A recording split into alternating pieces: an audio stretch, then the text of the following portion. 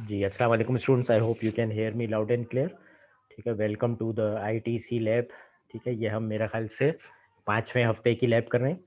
ठीक है, मैंने लास्ट टाइम की लैब सबमिशन डिले कर दी है, संडे को कर दी है। ठीक है, आज सुबह के बजाय आपको 2-3 दिन मैंने एक्स्ट्रा दे दिए थे। तो some students had problem in the installation of MATLAB. ठीक है, तो आज की जो लैब है वो मैंने पोस्ट कर दी है एलएमएस पे। If you see on the LMS, ठीक है, तो आपको ये लैब इधर नज़र आ जाएगी। एक second, dashboard, my current courses. ठीक है, मैंने लैब इस बार जल्दी पोस्ट कर दी क्योंकि लास्ट टाइम मुझे शायद लैब पोस्ट करने में देर हो गया था। ठीक है, तो दिस टाइम आई थॉट कि लैब में अभी फ़ौरन कर दूं।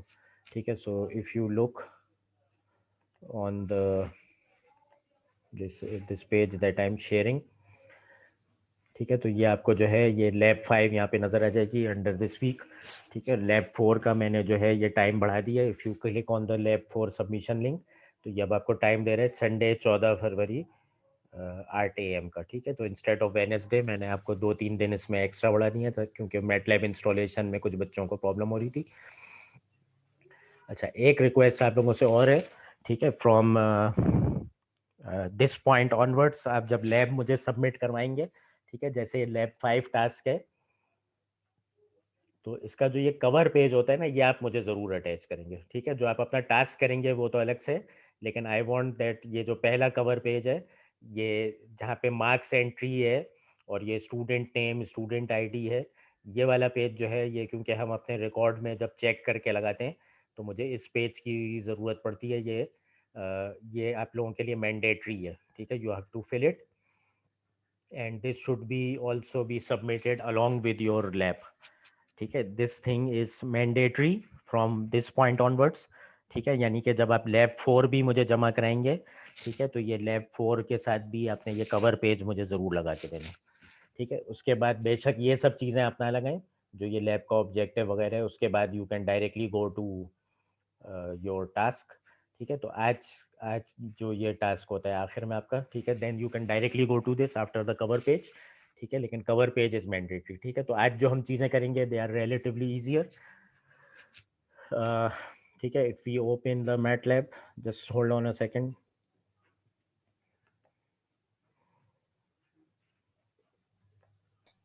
सर ये आप लैब जो ऑन कैंपस भी लेंगे?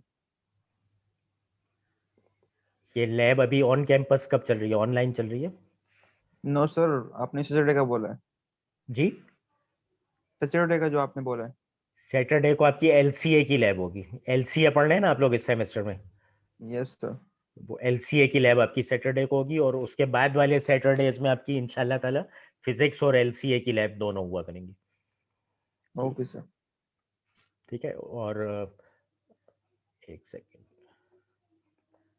ठीक है, इस सैटरडे को जो है ये कम्युनिकेट भी मैं आपके ग्रुप पे कर दूंगा। You will have your LCA lab on campus. ठीक है, आपकी मिस आपको अप्रोच करके आपको आगाह करेंगी और आपकी ओरिएंटेशन है वो भी ऑन कैंपस है।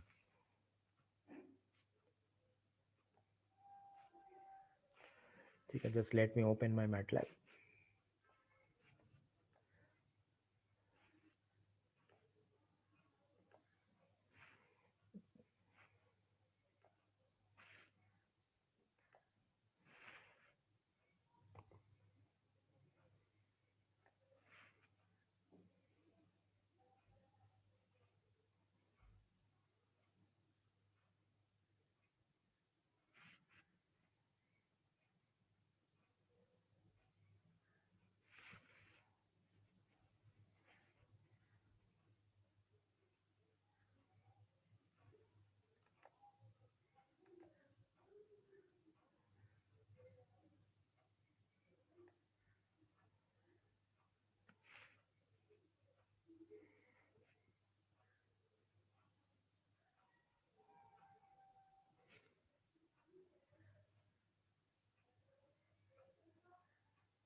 ठीक है, चलिए जब तक ये ओपन हो रहा है, let's look at the lab task. ठीक है, ये आपको नज़र आ रही है लैब की जो स्टेटमेंट है?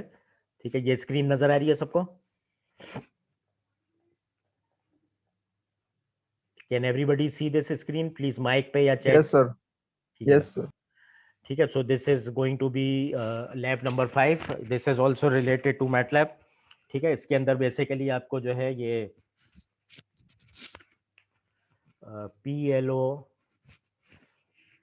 PLO नंबर 5 और 8 से ये रिलेटेड है, जिसमें मॉडर्न टूल यूसेज है, ऑब्वियसली मैटलैब पढ़ रहे हैं आप।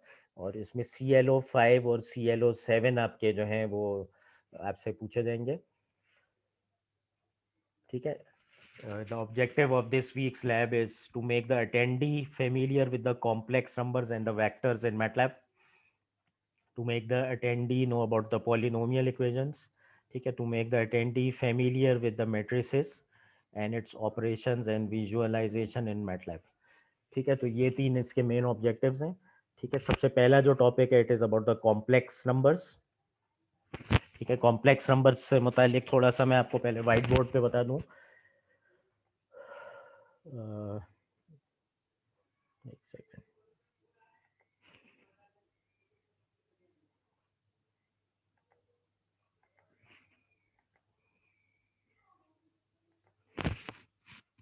ठीक है, कॉम्प्लेक्स नंबर्स जो है ये आप एक कोर्स है, complex variables and multi variable calculus.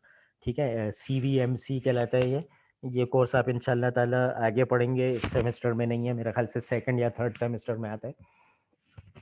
ठीक है, तो उसके अंदर basically you will be taught about the complex numbers. ठीक है, आपको ये पता होगा कि मैथ्स के अंदर √(-1) जो है वो डिफाइंड होता है बाय इमेजिनरी नंबर i। ठीक है, या कुछ टेक्स्ट बुक्स में j इस्तेमाल होता है। ठीक है, इंजीनियरिंग में हम लोग अक्सर j इस्तेमाल करते हैं, और वैसे रेगुलर मैथ्स के लोग i इस्तेमाल करते हैं। It is defined as the square root of -1। ठीक है, तो वैसे तो नेगेटिव नंबर्स का स्क्वायर रूट नहीं होता है, लेकिन ये नेगेटिव नंबर्स का जो स्क्वायर रूट होता है ये in terms of imaginary number defined होता है। और अगर फॉर एग्जांपल कोई आपको इस तरह से दे दे -4 का स्क्वायर रूट क्या है, ठीक है, 4 का तो आप जानते हैं स्क्वायर रूट होता है +-2। ठीक है, क्योंकि +2 को भी स्क्वायर करें तो 4 आता है, -2 को भी स्क्वायर करें तो 4 आता है। सीधा से -4 का जो स्क्वायर रूट होता है, ठीक है, you can break it up like this. ठीक है, तो इसका जो स्क्वायर रूट होता है वो आपके पास आ जाता है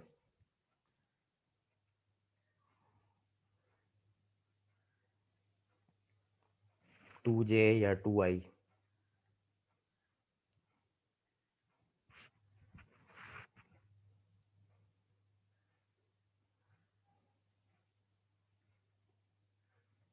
ठीक है, तो नेगेटिव नंबर की वजह से यू हैव टू यूज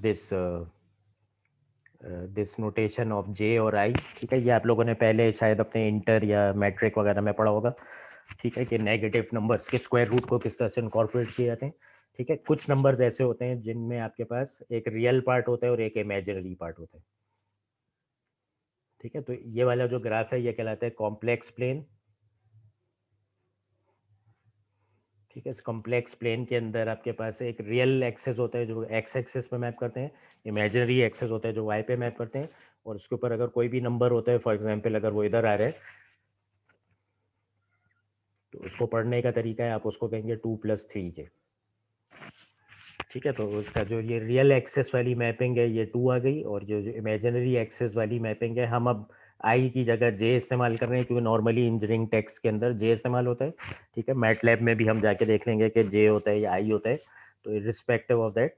ठीक है, this is a complex number जिसमें आपके पास रियल पार्ट है, this part is the real part, this part is the imaginary part. ठीक है, अगर इस कॉम्प्लेक्स नंबर का आप बोलें कंजुगेट फाइंड करना है मुझे, ठीक है, तो इसका कंजुगेट है वो ये कहलाता है, जो इमेजिनरी पार्ट है उसके साइन को आप रिवर्स कर देते हैं तो वो उसी कॉम्प्लेक्स नंबर का कंजुगेट बन जाता है। ठीक है, so if this is the complex number, ठीक है, then this is the conjugate of the complex number.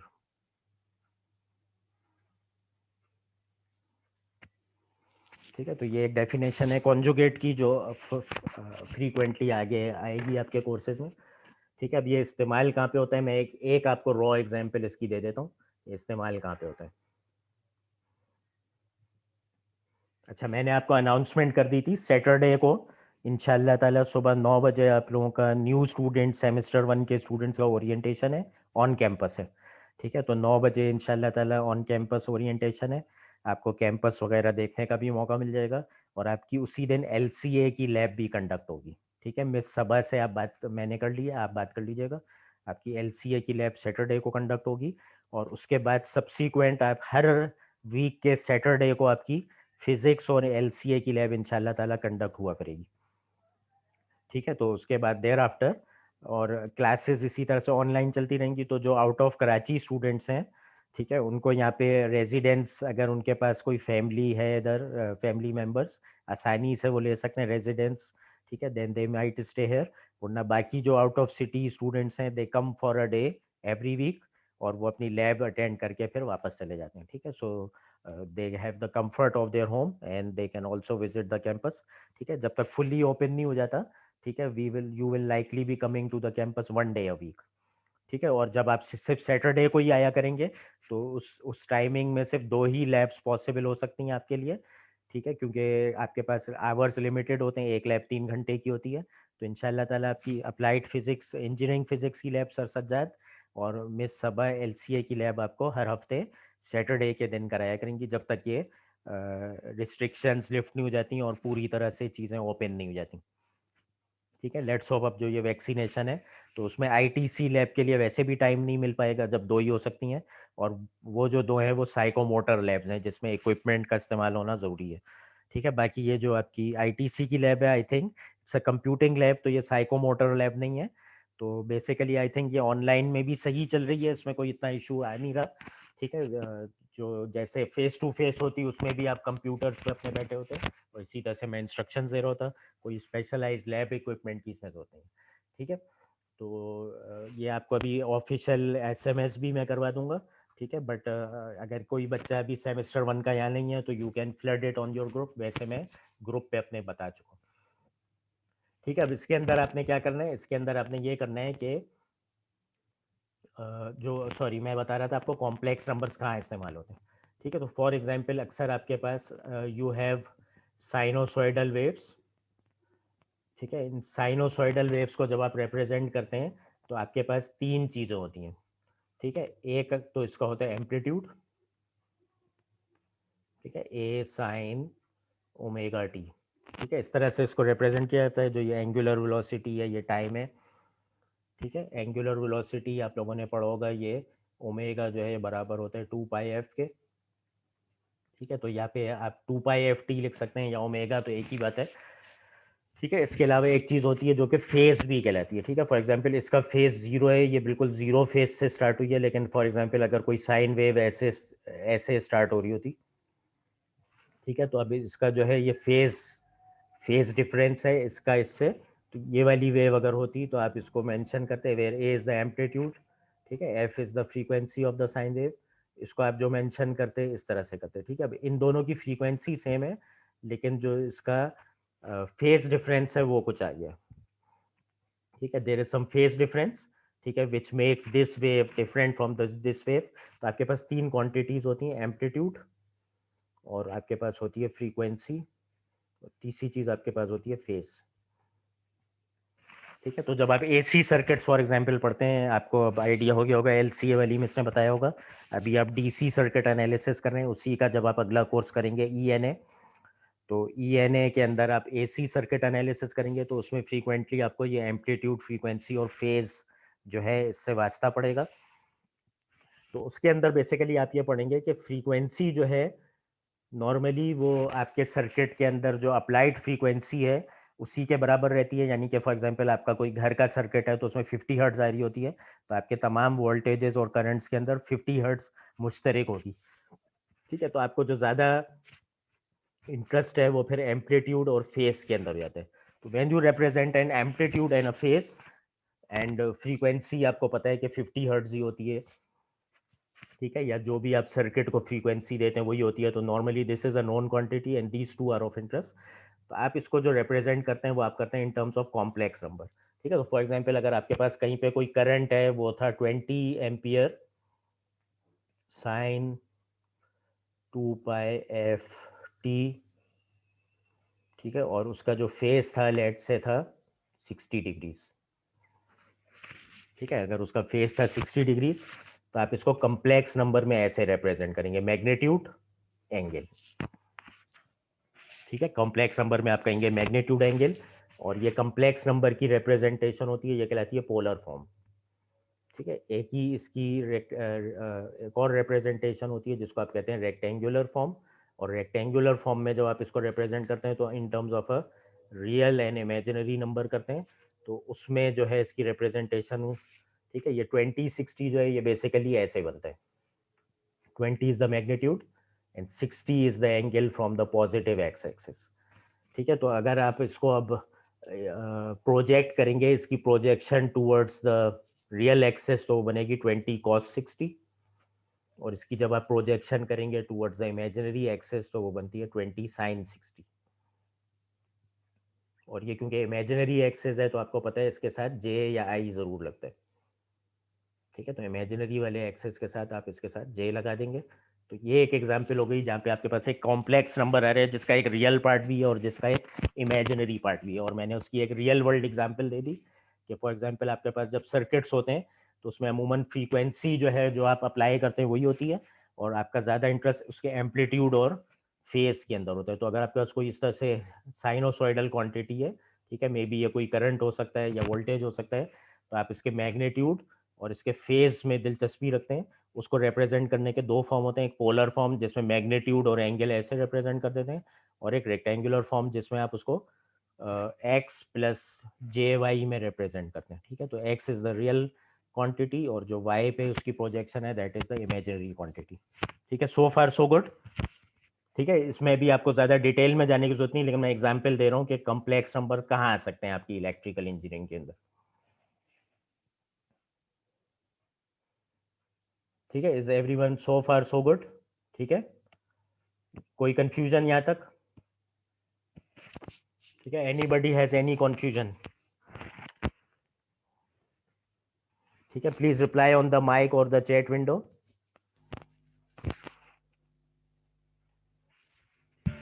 No sir. ठीक है, तो बेसिकली अब आपको कॉम्प्लेक्स नंबर्स का ये आइडिया हो गया कि ये आपकी इलेक्ट्रिकल इंजीनियरिंग में कब आएंगे और कैसे आ सकते हैं। तो ये मैंने एक एग्जांपल दे दी। अब ये जो भी है this is a complex number क्योंकि उसका एक रियल पार्ट है और उसका एक इमेजिनरी पार्ट है। ठीक है, so you can represent the sort of complex numbers in MATLAB also. ठीक है, तो मैटलैब में जो है वो कुछ आपको, let's go to the lab thing. ठीक है, वो आपको कुछ फंक्शंस बता रहे हैं कि मैटलैब के अंदर कॉम्प्लेक्स नंबर्स में अगर आप कम कर रहे हैं तो आपके पास कुछ ये फंक्शंस हैं। एक है C O N J which is a conjugate. ठीक है, एक है एंगल। ठीक है, जो कि उसका आपको एंगल बता देगा, जैसे अभी हमने एंगल रखा था 60 और रियल पार्ट जो हमने रखा था उसका, ठीक है, रियल पार्ट था 20 cos 60। ठीक है, और इमेजिनरी पार्ट था वो था 20 sin 60, और उसकी जो एब्सोल्यूट वैल्यू है, तो हम इसको उसी एग्जाम्पल के रिस्पेक्ट में लेके चलते हैं कि उसमें क्या आंसर आने चाहिए। ठीक है, let's go back to the white board. ठीक है, तो इसी एग्जाम्पल को लेके चलते हैं हम और इसकी मुख्तलिफ चीज़ें हम देखते हैं।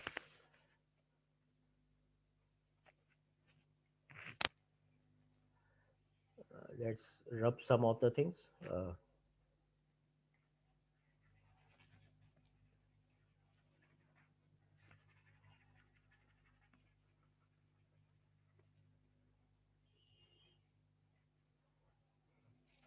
ठीक है, इसी एग्जाम्पल को अगर हम देखें, ठीक है, अगर मेरे पास ये नंबर है कॉम्प्लेक्स नंबर, ठीक है, ये क्या है 20 cos 60 प्लस 20 sin 60 जे। ठीक है, तो इसको अगर मैं रियल में डालूंगा मैटलैब के अंदर, ठीक है, तो रियल में ये क्या डल जाएगा, ये होगा जो भी इसकी वैल्यू है। ठीक है, cos 60 की वैल्यू होती है हाफ। ठीक है, तो ये हो जाएगा 20 into half is 10 plus 20 sine 60 बराबर होता है √3/2 के जी। ठीक है, तो ये आपके पास बन जाएगा 10 प्लस 10√3 जे। अब कोई बोले इसका इसका जो है वो कॉन्जुगेट क्या होगा, इसका कॉन्जुगेट क्या होगा, सिंपली इसके साइन को माइनस कर देंगे। ठीक है, तो इसका जो कॉन्जुगेट है वो हो जाएगा 10 माइनस 10√3j। ठीक है, √3 की वैल्यू शायद होती है 1.73, तो ये हो जाएगा 10 माइनस 17.3j। इसी तरह से ये हो जाएगा 10 प्लस 17.3j। ठीक है, अब मुझे इसके एंगल और इसके मैग्नीट्यूड पता है। इसका मैग्नीट्यूड 20 है। ठीक है, ये वाली चीज़ कहलाती है मैग्नीट्यूड और ये वाली चीज़ कहलाती है एंगल। ठीक है, तो इसी चीज़ को अगर हम लेके मैटलैब के अंदर डालें तो we should be getting familiar answers. ठीक है, सो लेट्स शेयर दिस।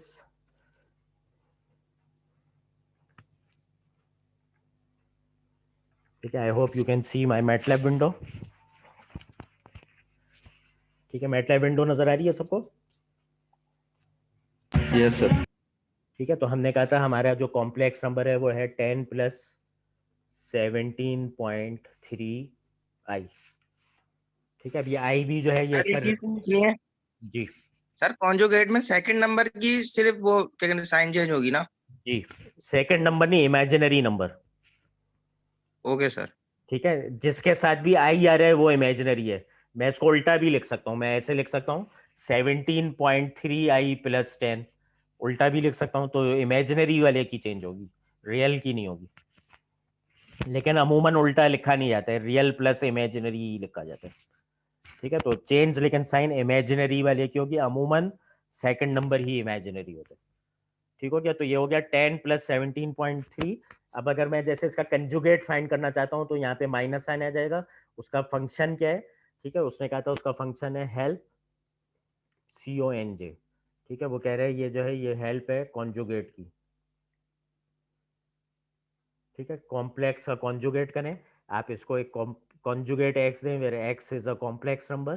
ठीक है, ये भी उसने देखें लिख दिया है कि वो उसको रियल माइनस इमेजिनरी पार्ट को जो है वो माइनस के साइन के साथ कर देगा। ठीक है, तो लेट्स अप्लाई दिस कंजुगेट। ठीक है, अब ये मेरा आंसर वेरिएबल के अंदर है तो मैं कर दूंगा कंजुगेट ANS। ठीक है, उसने क्या किया, उसका जो प्लस वाला पार्ट था उसको इमेजिनरी में प्लस 17.3 आई था, उसने क्या किया उसको माइनस 17.3i कर दिया। Is that clear to everyone? Yes sir. ठीक है, अब जो है और जो फंक्शंस थे वो क्या थे वो जाके देख लेते हैं। ठीक है, और जो फंक्शंस थे, कहाँ गई लैब की डिस्क्रिप्शन? ठीक है, उसने कहा एंगल, उसका मैं एंगल देखना चाहता हूं, एंगल Z। ठीक है, तो इसका एंगल क्या था हमारी एग्जाम्पल में? हमारी एग्जाम्पल में एंगल क्या था इसका? 60, और मैग्नीट्यूड क्या था? 20। ठीक है, तो एंगल एंगल के फंक्शन से आ रहे हैं और एब्सोल्यूट के फंक्शन से मैग्नीट्यूड आएगा। ठीक है, एब्सोल्यूट के फंक्शन से मैग्नीट्यूड और एंगल के फंक्शन से जो है वो फेज आ रहे हैं। Let's apply this.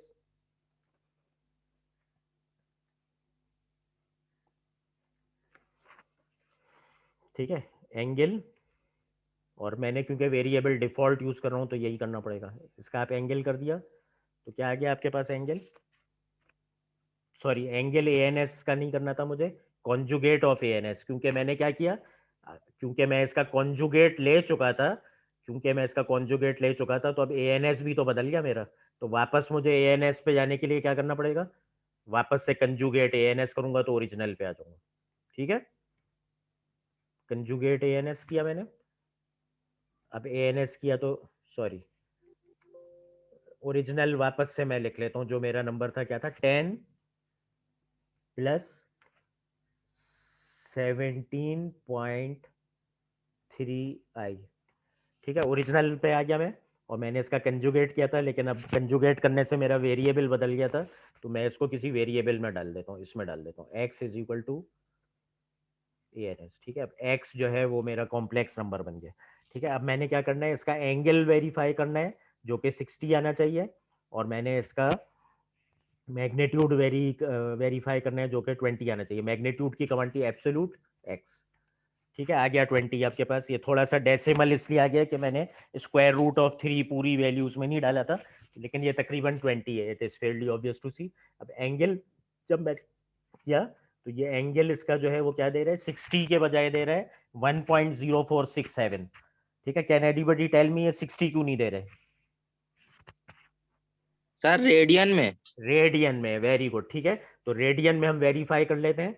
रेडियन में जो है ये चीज 60 डिग्री जो है वो बनता है पाई, पाई होता है 180 डिग्री डिवाइडेड बाय 3, ठीक है। तो ये वेरीफाई हो रहा है, ये 60 डिग्री ही है, क्योंकि पाई डिग्री क्या होता है, पाई पाई रेडियन होता है 180 डिग्री, और 60 क्या होता है 180 डिवाइड बाय 3। तो हमने ये वेरीफाई करके भी देख लिया कि रेडियन में 60 डिग्री होता है पाई बाय 3, ठीक है। तो ये आंसर आपका वेरी कर रहा है, ठीक है। इसके अलावा क्या कमांड्स थी उधर, ठीक है। सॉरी एप्स, मैं फ्लैश कर दूं ये आपको नजर तो आए, ठीक है। इसके अलावा जो कमांड थी, हमने एब्सोल्यूट देख लिया, हमने एंगल देख लिया, हमने कंजुगेट देख लिया, रियल पार्ट और इमेजिनरी पार्ट, ठीक है। तो रियल पार्ट और इमेजिनरी से सिर्फ वो उसका, और कमांड जो है वो थी उसकी रियल और आई मैक, ठीक है। तो रियल और इमेजिनरी पार्ट देखने के लिए ये नजर आ रहा है सबको, मैटलैब अब ना आएगा, सबको नजर आ रहा है जी मैटलैब, सर। ठीक है। आपने लिखा रियल पार्ट ऑफ एक्स, ठीक है, तो उसने खाली रियल पार्ट दे दिया 10, और इमेजिनरी के लिए आपने लिखा इमेजिनरी पार्ट ऑफ एक्स, तो उसने उसका इमेजिनरी पार्ट दे दिया which is 17.3। Is it clear to everyone? Is it clear to everyone? Yes sir. ठीक है, तो we have done this first activity of your lab, ठीक है। Let's move forward. ये कॉम्प्लेक्स नंबर्स हमने देख लिया, यूज कैसे आ सकता है इसका मैंने आपको एक एग्जांपल दे दी, ठीक है। तो ये सारा जो टेबल है मैंने एग्जाम्पल कोई और रन की थी, लेकिन बेसिकली यही चीज है, ठीक है। इसके बाद वो कह रहे हैं थोड़ा सा आपको वेक्टर्स के बारे में पता होना चाहिए। तो ये वेक्टर्स इनपुट करने का तरीका मैंने आपको कल ऑलरेडी बता दिया था लास्ट क्लास में, that you make square brackets, और स्क्वायर ब्रैकेट्स के अंदर आप एक लिस्ट ऑफ नंबर्स लिख सकते हैं सेपरेटेड बाय अ स्पेस, ठीक है। तो ये आपका एक वेक्टर बन जाएगा, ठीक है। तो ये जो पहला वाला है ये उसने आपको दिखाया एक रो वेक्टर, अगर आप सेमी कोलन लगा देते हैं तो वो रो की टर्मिनेशन को रिप्रेजेंट करता है। तो ये जो दूसरी एग्जांपल है उसमें उसने लिखा 2 4 6, लेकिन 2 4 6 के दरम्यान में सेमी कोलन, तो उसने कहा ये फर्स्ट रो सर है। स्क्रीन शेयर नहीं हो रही। ये जी सर। एक साइड अब हो रही है, यस सर। सर ठीक है। तो बस मैं ऊपर का बता दूं, ये सारा हमने कर लिया है, ठीक है। Is everyone okay with this? ये हमने अभी अभी सारी एग्जांपल वेरीफाई की है, सिर्फ हमने एग्जांपल दूसरी ली थी, इन्होंने 3+4i की है, हमने 10+17.3j की थी, ठीक है। तो ये सब हम कर चुके हैं। उसके बाद नेक्स्ट टॉपिक आपका था वेक्टर्स का। वेक्टर्स मैंने आपको बताया था, you can write a list of numbers within square brackets and it will be treated as a vector, ठीक है। तो ये जो पहली एग्जांपल है इसमें इन्होंने वेक्टर लिखा है, लेकिन क्योंकि इन्होंने इसके एलिमेंट्स के बाद सेमी कॉलन नहीं दिया है, तो ये एक ही रो वेक्टर उसको कंसिडर कर रहा है और उसने उसको एक ही रो के अंदर प्रिंट कर दिया। लेकिन अगर हम हर एलिमेंट के बाद सेमी कॉलन या कुछ एलिमेंट्स के बाद सेमी कॉलन दे रहे होते हैं, तो semicolon signifies the termination of a row, उसके बाद वो नई रो स्टार्ट करता है until it finds the next semicolon, ठीक है। तो ये दोनों एग्जाम्पल हमने कर लिए थे, इसको हम दोबारा से देख सकते हैं। Let's go back to MATLAB,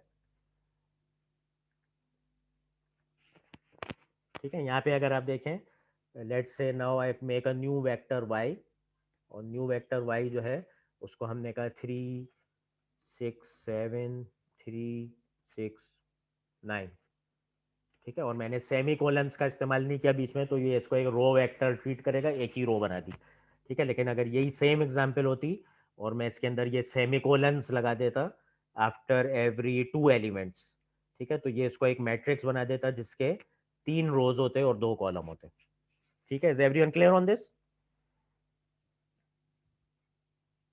is everyone clear about this? Yes, sir. ठीक है। And yes I sir. I am assuming कि ये आप अपने पास भी ये आप सबने मैटलैब खोला हुआ है?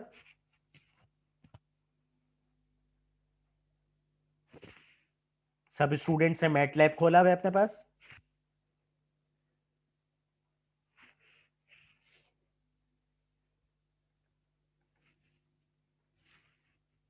मैटलैब सब स्टूडेंट्स ने खोला हुआ है अपने पास?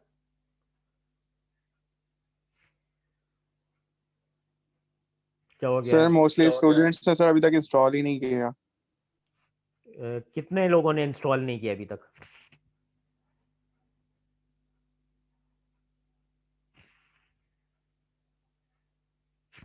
ठीक है, अगर आपने इंस्टॉल नहीं किया है तो सैटरडे को जो है वो आप कैंपस आ रहे हैं, you will get the clear instructions. ठीक है, आपको मैंने बताया था, आपको वो लिंक भी उन्होंने बना दिया है, आप लोगों ने क्यों नहीं किया डाउनलोड? जी माज, आपने हैंड रेज किया है, माज एहसन बोलिए। सर वो हमने कल सर फरहान से बात कर ली थी, उनके पास कल यूं नहीं गए थे तो हमें पता चल गया, आज कर लेंगे। आप लोग कल गए थे फरहान साहब के पास? Yes sir. ठीक है, तो ये प्लीज इसको इंस्टॉल करें, संडे को आपकी लैब ड्यू है। ठीक है, यस सर, आज हो जाएगी। बाकी कुछ बच्चों ने कहा था हम ऑनलाइन मैट लैब इस्तेमाल कर रहे हैं, तो वो लोग भी अभी यूज नहीं कर रहे।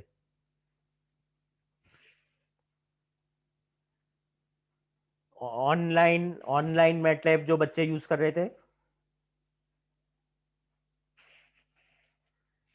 ठीक है, बहरहाल ये कुछ बच्चे एफर्ट कर रहे थे, कुछ ने इंस्टॉल कर लिया है, जिन्होंने बाकियों ने नहीं किया है पहली फुर्सत में वो उसको इंस्टॉल कर लें। ठीक है, क्योंकि इसका जो लैब का वाइवा भी हो सकता है। ठीक है, मैं मैट लैब पे इसका, जब आपका फाइनल एग्जाम होगा तो मैं इसका वाइवा भी ले सकता हूँ, और हो सकता है जब तक कैंपस ऑन हो जाए तो इसकी लैब फिजिकली हो रही हो। ठीक है, तो ये आप लोग कल कैंपस आएंगे। ठीक है, तो मेक श्योर अगर पॉसिबल है you can bring your laptops and install it, take the help. ठीक है, जो भी आपके क्लासमेट्स ने इंस्टॉल कर लिया आप उनसे बिल्कुल लें हेल्प इसकी। ठीक है, तो ये प्लीज अभी किसी बच्चे ने भी मैटलैब, कितने बच्चों ने मैटलैब इस वक्त यूज कर रहे हैं? ठीक है, please write on the chat window those who are using MATLAB, please write it in the chat window, ताकि मुझे आइडिया हो कितने लोगों ने मैटलैब नहीं इंस्टॉल किया हुआ। ठीक है, Umar Raza is using MATLAB, Mohammad Hasan is using MATLAB, M Raza is using MATLAB. ठीक है, उमर तो चले पुराने हैं, हसन, रजा, अनस पुराने हैं, जुबैर भी पुराना है, सिर्फ 2 नए बच्चों ने, और बाकी का हैं 3 महानूर हो गई। ठीक है, नए बच्चों में से सिर्फ 3 यूज कर रहे हैं अभी।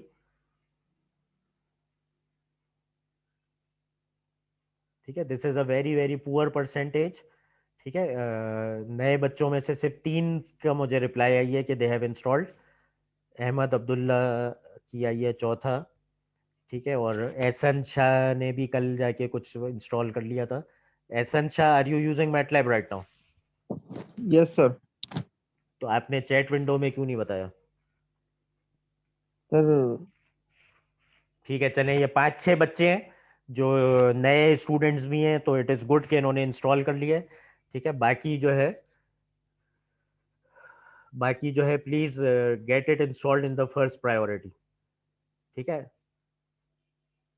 मुताहर, चलें आप भी पुराने, मैं नए बच्चों के बारे में ज़्यादा फिक्रमंद था, आप लोगों ने तो आगे भी यूज़ किया होगा। ठीक है, so this is what you already know. ठीक है, let's get back to the lab description. ठीक है, तो you can represent this like this. ठीक है, इसी तरह से matrices are just 2 dimensional vectors. ठीक है, अच्छा, इसके अंदर एक खास बात यह है कि कॉलन ऑपरेटर जो है ये वेक्टर्स में भी यूज हो सकता है, मैट्रिसेस में भी हो सकता है। ठीक है, इस कॉलन ऑपरेटर का जो है ये क्या फायदा होता है ये मैं बता देता हूँ आपको। Let's go to the MATLAB screen. ठीक है, let's make a big matrix. ठीक है, मैंने कहा मैं एक मैट्रिक्स बना रहा हूँ। ठीक है, मैंने लिखा 5 6।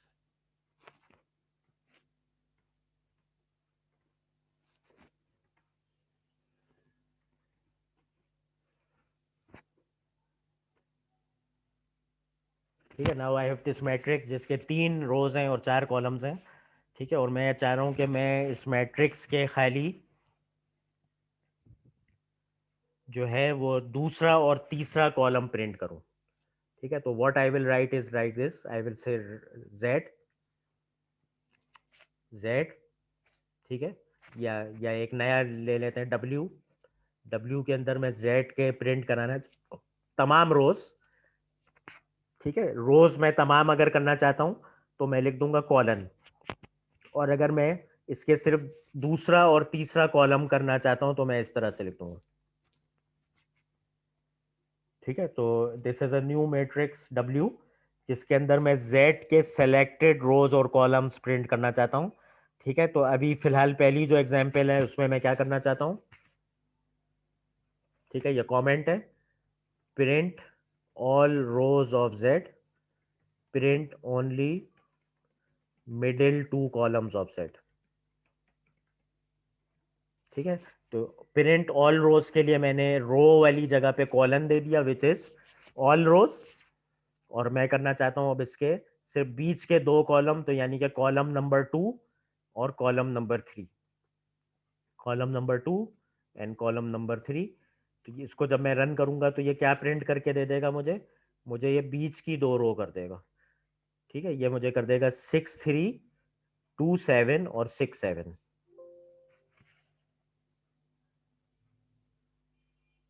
सॉरी, ये क्या दे रहा है एरर?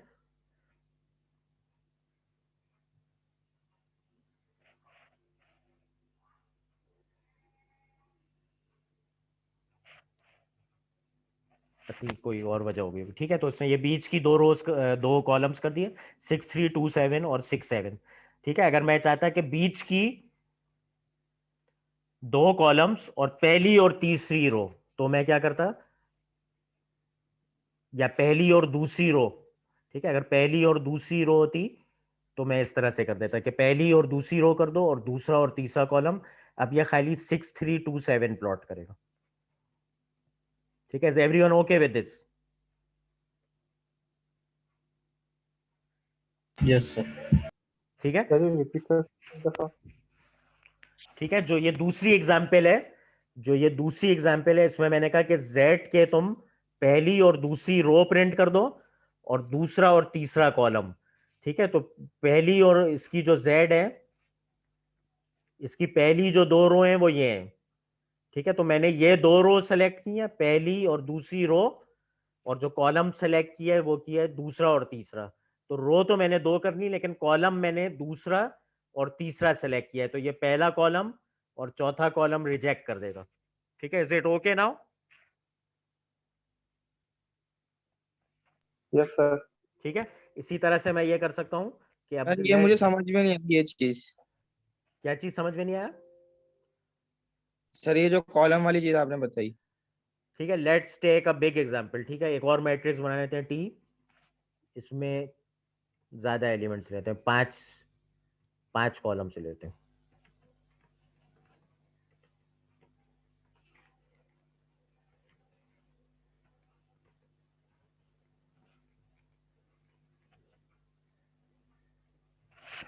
ठीक है, ये एक न्यू मैट्रिक्स है टी। ठीक है, अब मैं चाहता हूं कि मैं इस टी के खाली पहले दो रोज प्रिंट कर दूं, तो मैं क्या लिखूंगा, टी फर्स्ट रो, या first row and second row, पहली से लेके दूसरी रो तक कर दो, और कॉलम्स मैं सारे करना चाहता हूं। ठीक है, तो ये क्या करेगा, इसकी पहली दो रोज प्रिंट कर देगा। ठीक है, is everyone okay up till here?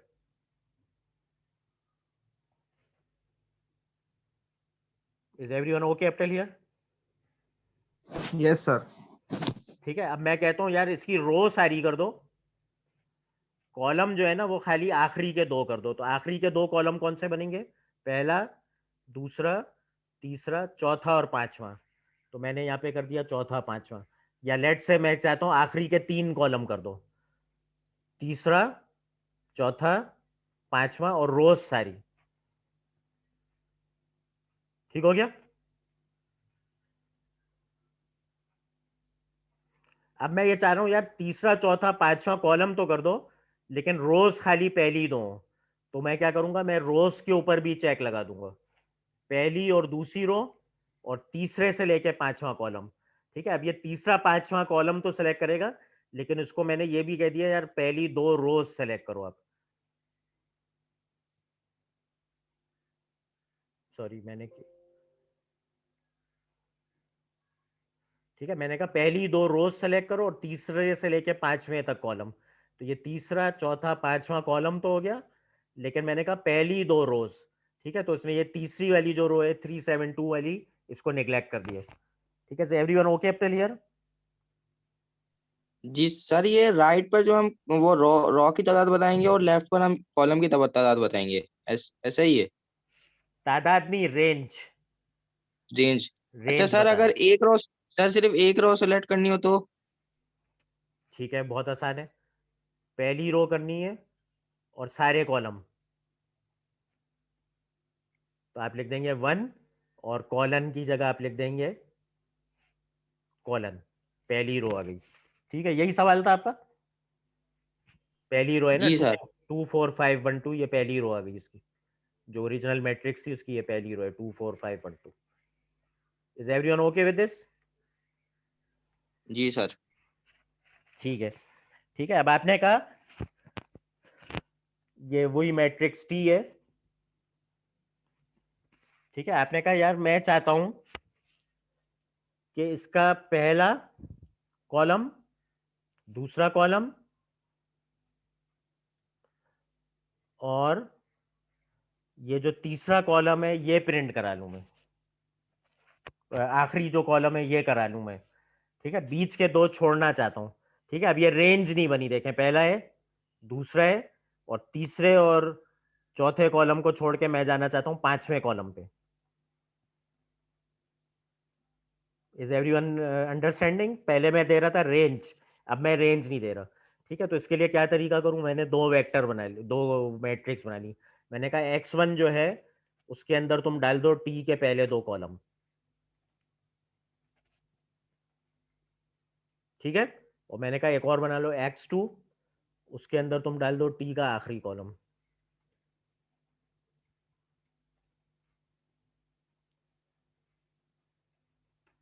ठीक हो गया? अब मैंने ये पहला ले लिया 2 4 2 4 6 5, दूसरा ले लिया, और ये आखिरी वाला ले लिया 2 7 2। ठीक है, और मैं एक मैट्रिक्स बनाना चाह रहा हूं जिसमें इसका पहला कॉलम आ जाए, दूसरा कॉलम आ जाए, और आखिरी कॉलम आ जाए, और तीसरे कॉलम और चौथे कॉलम को मैं क्या करना चाह रहा हूं,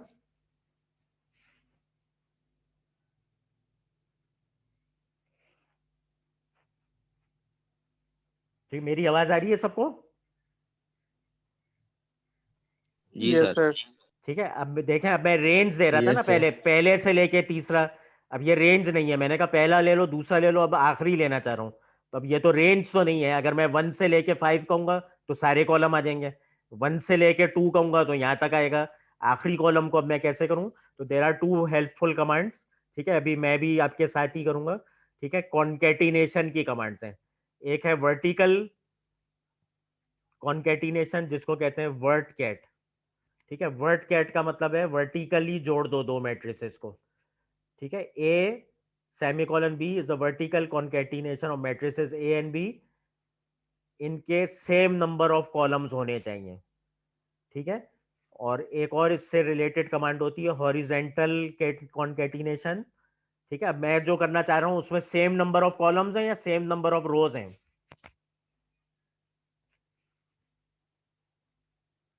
जिन दो को मैं जोड़ना चाह रहा हूं x1 और x2, उनमें नंबर ऑफ कॉलम सेम है या नंबर ऑफ रो सेम है?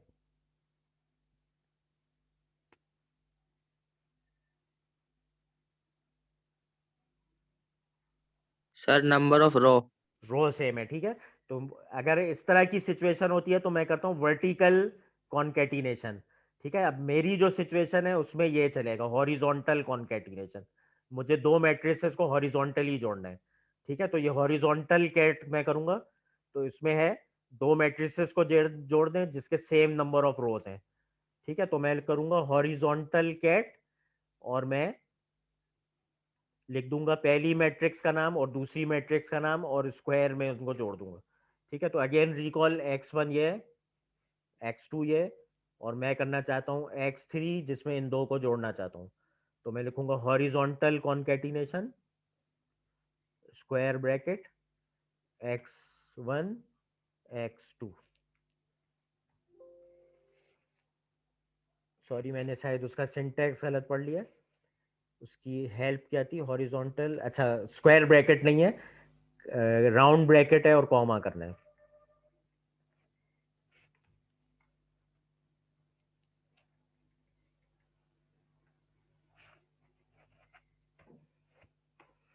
ठीक है, ये जुड़ गए आपके। x1 का पहला कॉलम आ गया, x1 का दूसरा कॉलम आ गया, x2 का एक ही कॉलम था वो आ गया। ठीक है, अब देखें ओरिजिनल जो मैट्रिक्स थी, मेरा मकसद हल हो गया कि नहीं?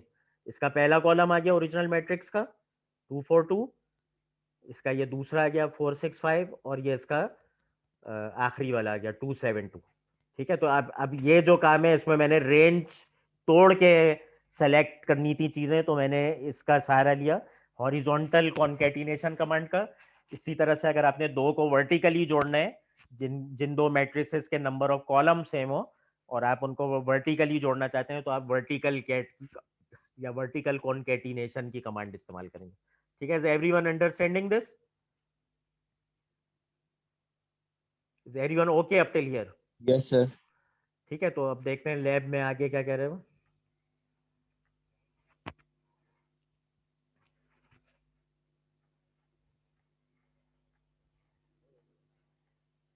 ठीक है, अगर आप एक जगह से लेके आखिरी एलिमेंट तक जाना चाहते हैं, तो आप एंड की कमांड भी इस्तेमाल कर सकते हैं। ठीक है, आप ये भी लिख सकते थे कि मुझे चौथे कॉलम से लेके 7वें कॉलम तक प्रिंट कर दो, तो आप यहाँ पे लिख सकते थे 4 सेमीकोलन 7।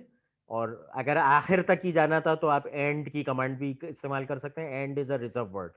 ठीक है, तो इसी तरह की कोई कमांड कर लेते हैं। ठीक है, मैंने कहा कि टी का मुझे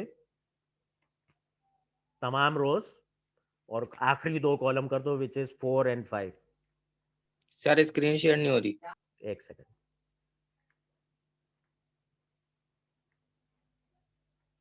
ठीक है, मैंने कहा मुझे टी के सारी रोज शेयर करा दो और पांचवा और चौथा कॉलम जो है वो करा दें आप। ठीक है, तो उसने ये आखिरी दो कॉलम दे दिए 137 272। ठीक है, अब वो रिजर्व वर्ड भी इस्तेमाल कर सकता हूं मैं कह सकता हूँ 4 से लेके एंड तक। ठीक है, तो उसका भी वही जवाब आएगा। एंड का मतलब है आखिरी कॉलम। ठीक है, clear everyone? Is everyone clear on this? Yes sir. Yes sir. ठीक है, let's come to back to the lab statement. ठीक है, तो ये रिजर्व वर्ड हमने देख लिया। ठीक है, इसी तरह से हमारे पास एक और तरीका कार है जिसमें हम कॉलन के साथ 3 एलिमेंट्स देते हैं।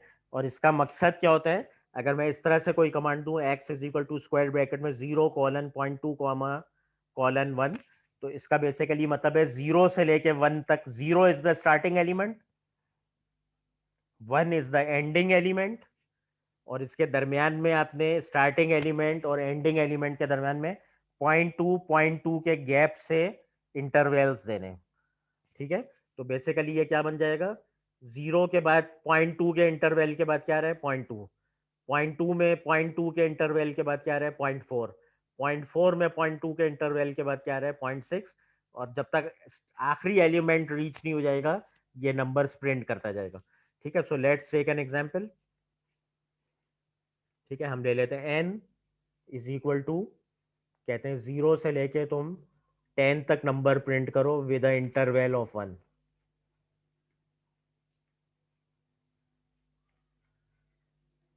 ठीक है, इसमें क्या था, स्क्वायर ब्रैकेट था या क्या था? ये मैटलैब नजर आ रहा है सबको? No sir. Sir square bracket है। स्क्वायर ब्रैकेट है। सर स्क्रीन शेयर कर दें। हो गई? जी सर।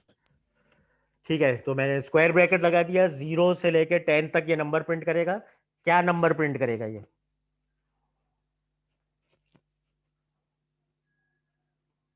क्या नंबर प्रिंट करेगा आपके ख्याल में? क्या प्रिंट करेगा, जल्दी बताएं। सर काउंटिंग 1 से 10 तक की। 0 आएगा कि नहीं आएगा? तो सर आएगा। ठीक है, तो ये 0 1 2 3 4 और 1 1 के इंटरवल से था तो दे रहे हैं। अब क्या करेगा अगर मैं इसको कर दूं 0.5? अब क्या देगा? सर 0.5 के इंटरवल से देगा। ठीक है, is everyone clear? 0 0.5 1 1.5 2 2.5 3 3.5 going up to 10। ठीक है, everyone clear about this example? Yes, sir.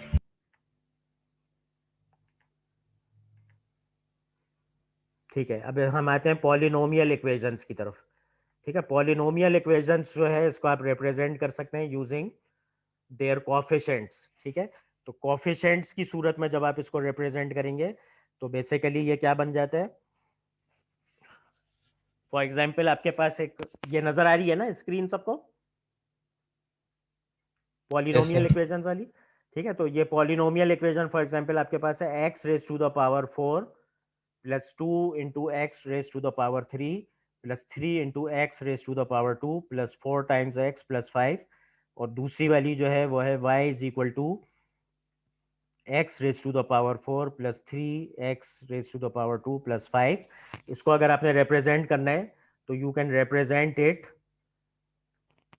In the form of their coefficients. ठीक है, तो इसका जो कोफिशिएंट है x पावर 4 का वो क्या है 1, x पावर 3 का है 2, x पावर 3 का 2 का है 3, x पावर 1 का है 4 और x पावर 0 का कोफिशिएंट है 5। x पावर 0 जो है वो 1 के बराबर होता है। Anything raise to the power 0 is 1। ठीक है, क्लियर है यहां तक सबको?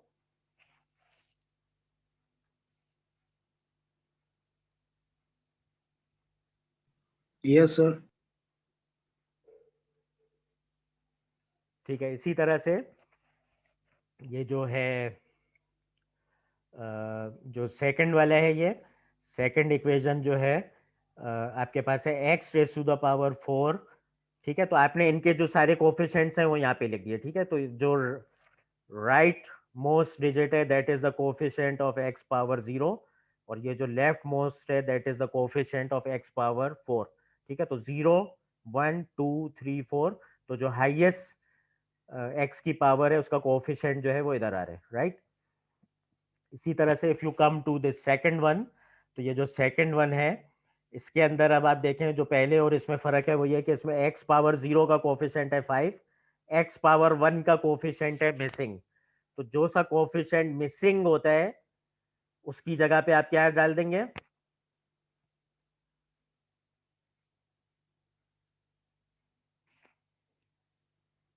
जो सा कोफिशिएंट मिसिंग है उसकी जगह पे क्या डाल देंगे? सर 0। 0 डाल देंगे। x पावर 1 नहीं था, x पावर 1 की जगह पे 0 डाल दिया। इसी तरह से यहाँ पे x पावर 3 नहीं है तो आपने x पावर 3 की जगह पे भी 0 कर दिया। उसके बाद आप क्या करेंगे, इन दो इक्वेशंस को ऐड करने के लिए आपको ऑब्वियसली पता है कि जिनके कोफिशिएंट सेम होते हैं, जिनमें x की पावर सेम होती हैं उनको ऐड किया जा सकता है। ठीक है, so let me switch to the white board for a little while. ठीक है, फॉर एग्जाम्पल इस तरह से ये मैं थोड़ी सी उससे फर्क इक्वेशन दे रहा हूं आपको।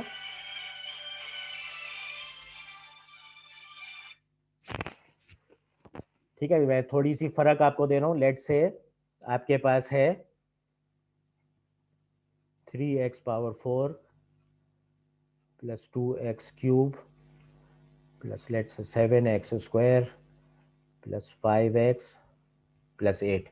ठीक है, और दूसरा लेट से this is the equation number 1, और जो दूसरी इक्वेशन है वो है लेट से आपके पास वो है लेट से 3x4।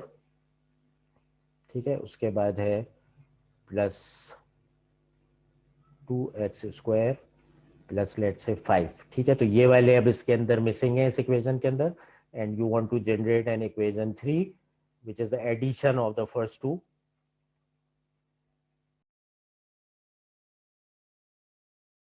सॉरी, मेरा इंटरनेट डाउन हो गया था, मैंने मोबाइल डेटा पे स्विच कर दिया है।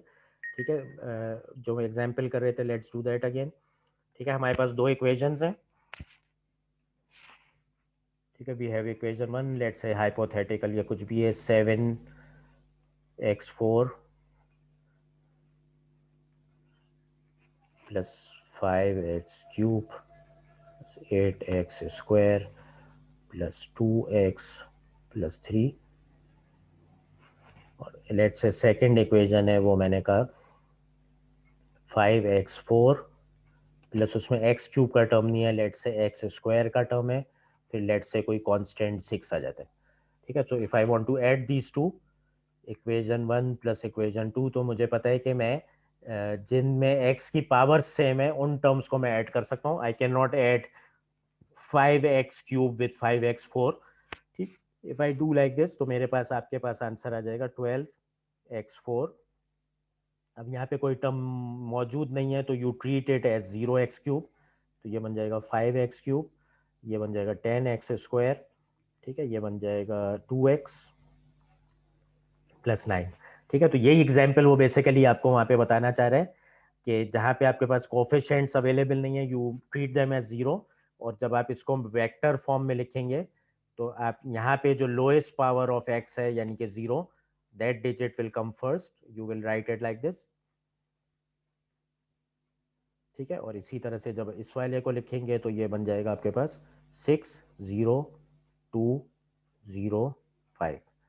ठीक है, तो जब आप इसको और इसको जब आप ऐड करेंगे तो आपके पास रिजल्टिंग जो टर्म्स हैं वो कॉरस्पॉन्डिंग वेक्टर को दूसरे से ऐड करेंगे तो जो लोकेशन पहले डिजिट की होगी वो अपनी उसी लोकेशन के सेकंड डिजिट के साथ ऐड होगा एंड सो फोर्थ। ठीक है, so let's go get back to the MATLAB example जो वहाँ थी आपकी लैब पे। ठीक है, तो इस तरह से उन्होंने दो इक्वेशंस बनाई और उसका एडिशन और सब्ट्रैक्शन आपको शो किया है, तो you can put them as a vector and when you add them up corresponding elements will be added. ठीक है, तो ये आपको उसने एग्जांपल दिया है दो इक्वेशंस का, उसके कोफिशिएंट्स उसने पुट कर दिए हैं। You can also put with a minus sign, अगर माइनस साइन के साथ है कोई कोफिशिएंट तो उसने ये f1 के कोफिशिएंट्स डाल दिए, f2 के डाल दिए। अब इसमें x पावर 4, 5 और 6 मिसिंग था f2 के अंदर, तो 4 और 5 और 6 की पोजीशन पे उसने 0 लिख दिया। ठीक है, तो इस तरह से जो है जो पहला वाला है उसमें x टू द पावर 4 की पोजीशन मिसिंग थी, तो उसमें x टू द पावर 4 की पोजीशन पे 0 आ गया। ठीक है, और जब आप इसको ऐड करेंगे तो you will get the respective coefficients जो कि आपकी तीसरी इक्वेशन के कोफिशिएंट्स ही बन जाएंगे। ठीक है, मैं आपको एक और एग्जांपल बताऊंगा। ठीक है, दिस इज ट्रिवियल। ठीक है, इसमें इक्वेशंस का बेसिकली उसने खाली आपको एक थोड़ा सा डाइग्रेसरी रिमार्क दे दिया, बेसिकली ये वेक्टर्स ही ऐड हो रहे हैं। ठीक है, और वो पता है आपको वेक्टर्स ऐसे ही ऐड होंगे। Let's do an example of addition of vectors. ठीक है, तो अगर आप इसको इस इक्वेशन के कंटेक्स्ट में देखें या विदाउट द इक्वेशन कंटेक्स्ट देखें तो होना तो ऐसा ही है, दो वेक्टर्स का addition. A is equal to, let's say आपके पास कोई भी दो वेक्टर्स है, स्क्वायर ब्रैकेट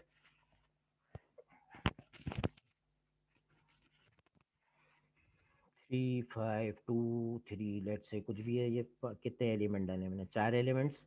ठीक है, एक और बी सेम का डाल देते हैं, लेट्स से वो डाल दिया हमने 2 8 9 4। ठीक है, सर स्क्रीन शेयर नहीं हो रही। एक सेकंड। ठीक है, तो I took two vectors, A is a row vector having 4 columns, b is a row vector having 4 columns। ठीक है, तो a के अंदर एलिमेंट्स हैं 3 5 2 5, b के अंदर हैं 2 8 9 4। If I do a plus b और उसका रिजल्ट को c के अंदर मैं स्टोर करा दूं तो इसका बेसिकली जो जवाब है ये करस्पॉन्डिंग एलिमेंट्स ही ऐड हो जाएंगे। ठीक है, तो ये हो जाएगा 5 13 11 9। ठीक है, तो यही कॉन्सेप्ट जो है वो इक्वेशंस के कॉन्सेप्ट में भी आपको यही बता रहा था, वो जो करस्पॉन्डिंग कोफिशिएंट्स लोकेशन है वो अपनी करस्पॉन्डिंग लोकेशन वाले डिजिट से ही ऐड होते हैं and not across with any other digits. तो सेम साइज के अगर दो वेक्टर्स हैं तो ऐड कर सकते हैं, लेकिन लेट से अगर मैंने एक पी के अंदर 5 एलिमेंट्स कर दिए होते, ठीक है, तो ये एरर दे देता। ठीक है, लेट से ए के अंदर अभी भी 4 एलिमेंट्स हैं, बी के अंदर मैंने कर दिए 5 एलिमेंट्स। ठीक है, तो ये एरर दे देगा, और एरर किस तरह की देगा, the size is mismatch between the two vectors. ठीक है, द साइज एक, सॉरी मैंने क्या प्रिंट किया अभी, ए प्लस बी करना था ना मुझे, अब एरर दे देगा। ठीक है, वो कह रहा है मैट्रिक्स डायमेंशंस मस्ट एग्री। क्यों, क्योंकि ए के अंदर जो डायमेंशन है वो है 1 रो एंड 4 कॉलम यानी कि 1 क्रॉस 4। बी के अंदर 1 रो और 5 कॉलम है यानी कि 1 क्रॉस 5। तो you can not add a 1 cross 4 matrix with a 1 cross 5 matrix. ठीक है, एक सिंगल रो भी वेक्टर होता है लेकिन एक स्पेशल मैट्रिक्स कहला सकता है which is a single row matrix. ठीक है, तो उसे का मैट्रिक्स डायमेंशन मस्ट एग्री। ठीक है, अगर लेकिन बी का साइज मैं वापस से पिछला वाला कर दूं तो ये ऐड हो जाएगा। ठीक है, अब ये ऐड कर सकता है क्योंकि अब बी का साइज भी मैंने ए के साइज के बराबर कर दिया। Is everyone okay with me up till here? ठीक है सब लोग, इज एवरीवन ओके? ठीक है, जी सर। Let's move forward.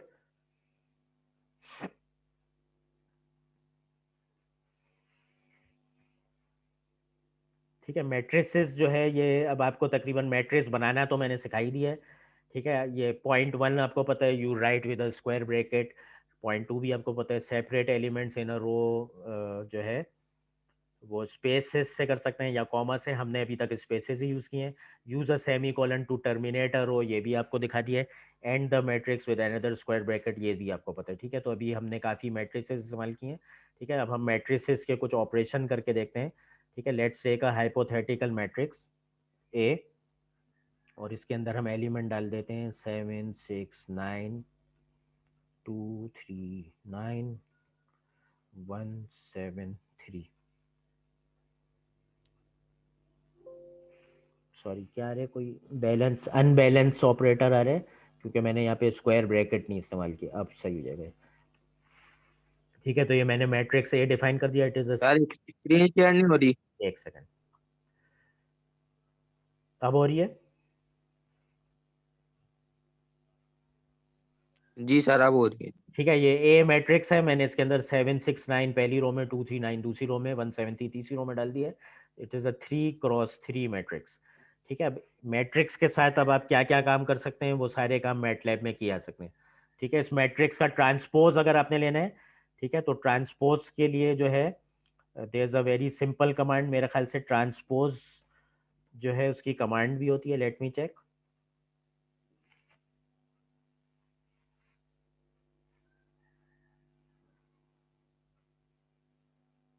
नहीं, वैसे यूज होते। ठीक है, ठीक है, ये मैटलैब विंडो नजर आ रही है ना सबको?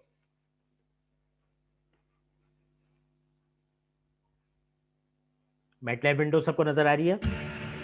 Yes sir. ठीक है, तो आप बेसिकली आपने लिखा मैट्रिक्स का नाम ए, और उसके साथ आपने एक अपोस्ट्रोफी लगा दी। ठीक है, अब इससे क्या होगा, आपकी इस मैट्रिक्स का ट्रांसपोज हो जाएगा। ट्रांसपोज का मतलब है रोज जो है वो कॉलम में कन्वर्ट हो जाएंगे, और कॉलम्स जो है वो रोज में कन्वर्ट हो जाएंगी। ठीक है, so if you press enter, अब आपकी जो ये पहली रो थी 7 6 9, ये कॉलम बन गई 7 6 9। पहली रो पहला कॉलम बन गई, दूसरी रो दूसरा कॉलम बन गई, और तीसरी रो तीसरा कॉलम बन गई। ठीक है, तो एक मैट्रिक्स का जब आपने ट्रांसपोज किया, तो जो द रोज भी convert into columns and the columns convert into रोज। ठीक है, जो ये पहला कॉलम था 7 2 1, ये भी पहली रो बन गया इधर। ठीक है, तो ये वाइसी वर्सा होता है, columns turn into rows, rows turn into the respective columns. ठीक है, तो तीसरी रो तीसरा ही कॉलम बनेगी, तीसरी रो तीसरा ही कॉलम बनी। ठीक है, तो ट्रांसपोज कर सकते हैं, और मैट्रिक्स को क्या कर सकते हैं, इनवर्स भी कर सकते हैं, है ना? ठीक है, और क्या कर सकते हैं, इनवर्स भी कर सकते हैं।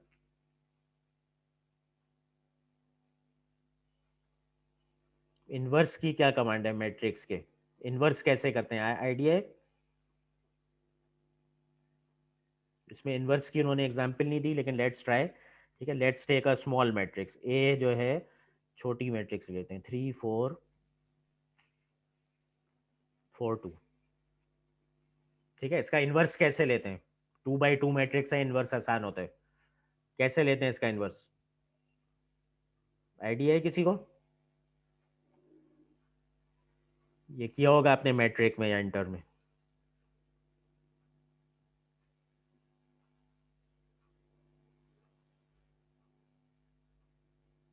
No idea?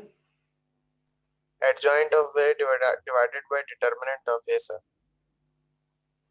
तो इसका क्या, इसका आंसर क्या आता है, निकालें अपने पास।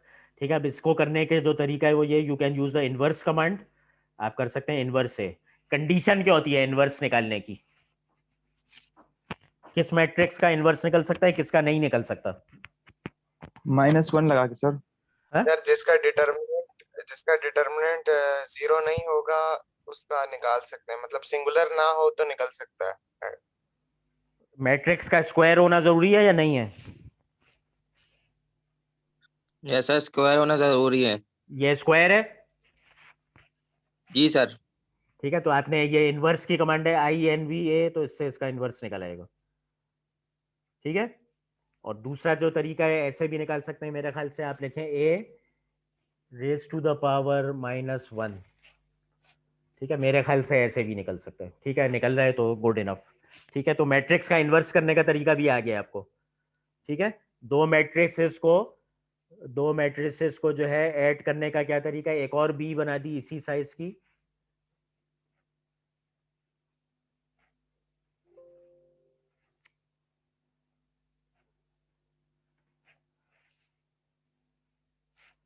ठीक है, ये बी है, ये ए है, दोनों का साइज 2x2 है। Can I add them?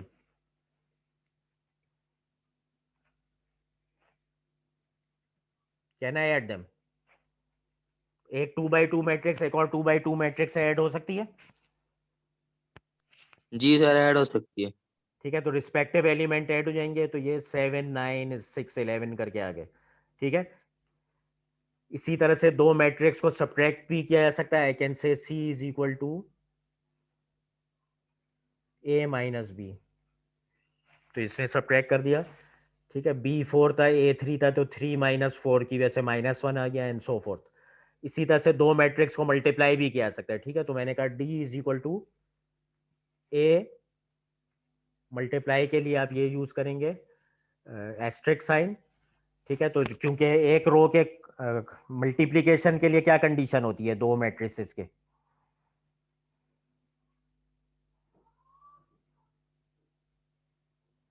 Sir row and column दोनों दोनों इक्वल होने चाहिए, number of row and column.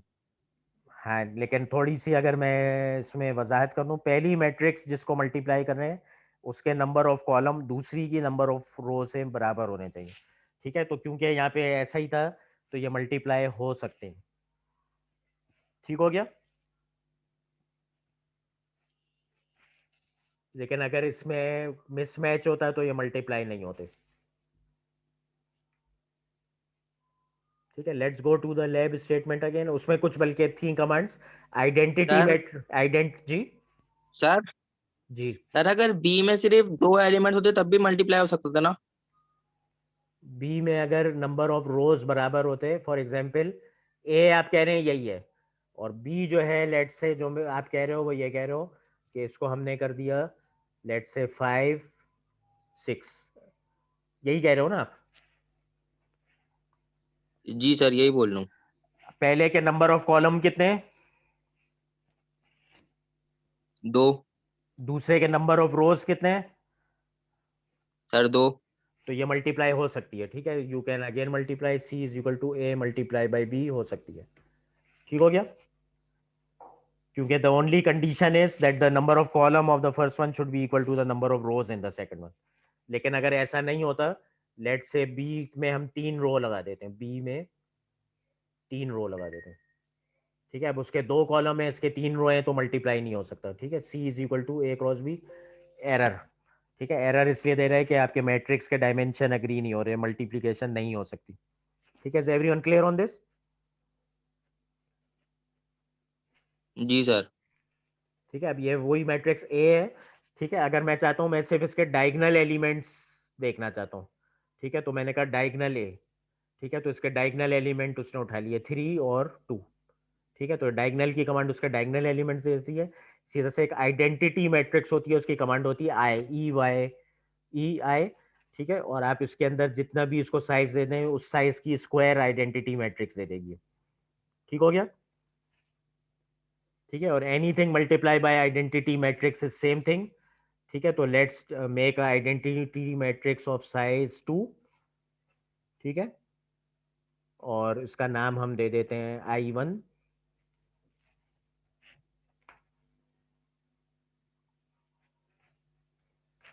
ठीक है, और हमारे पास A था ये, अब A टाइम्स I1 कर देंगे हम तो सेम आएगा जवाब, क्योंकि anything multiply by the identity matrix stage the same. ठीक है, ये भी आपने पढ़ा होगा अपने मैथ्स में, इंटर या मैट्रिक में। ठीक है, is everyone okay with this?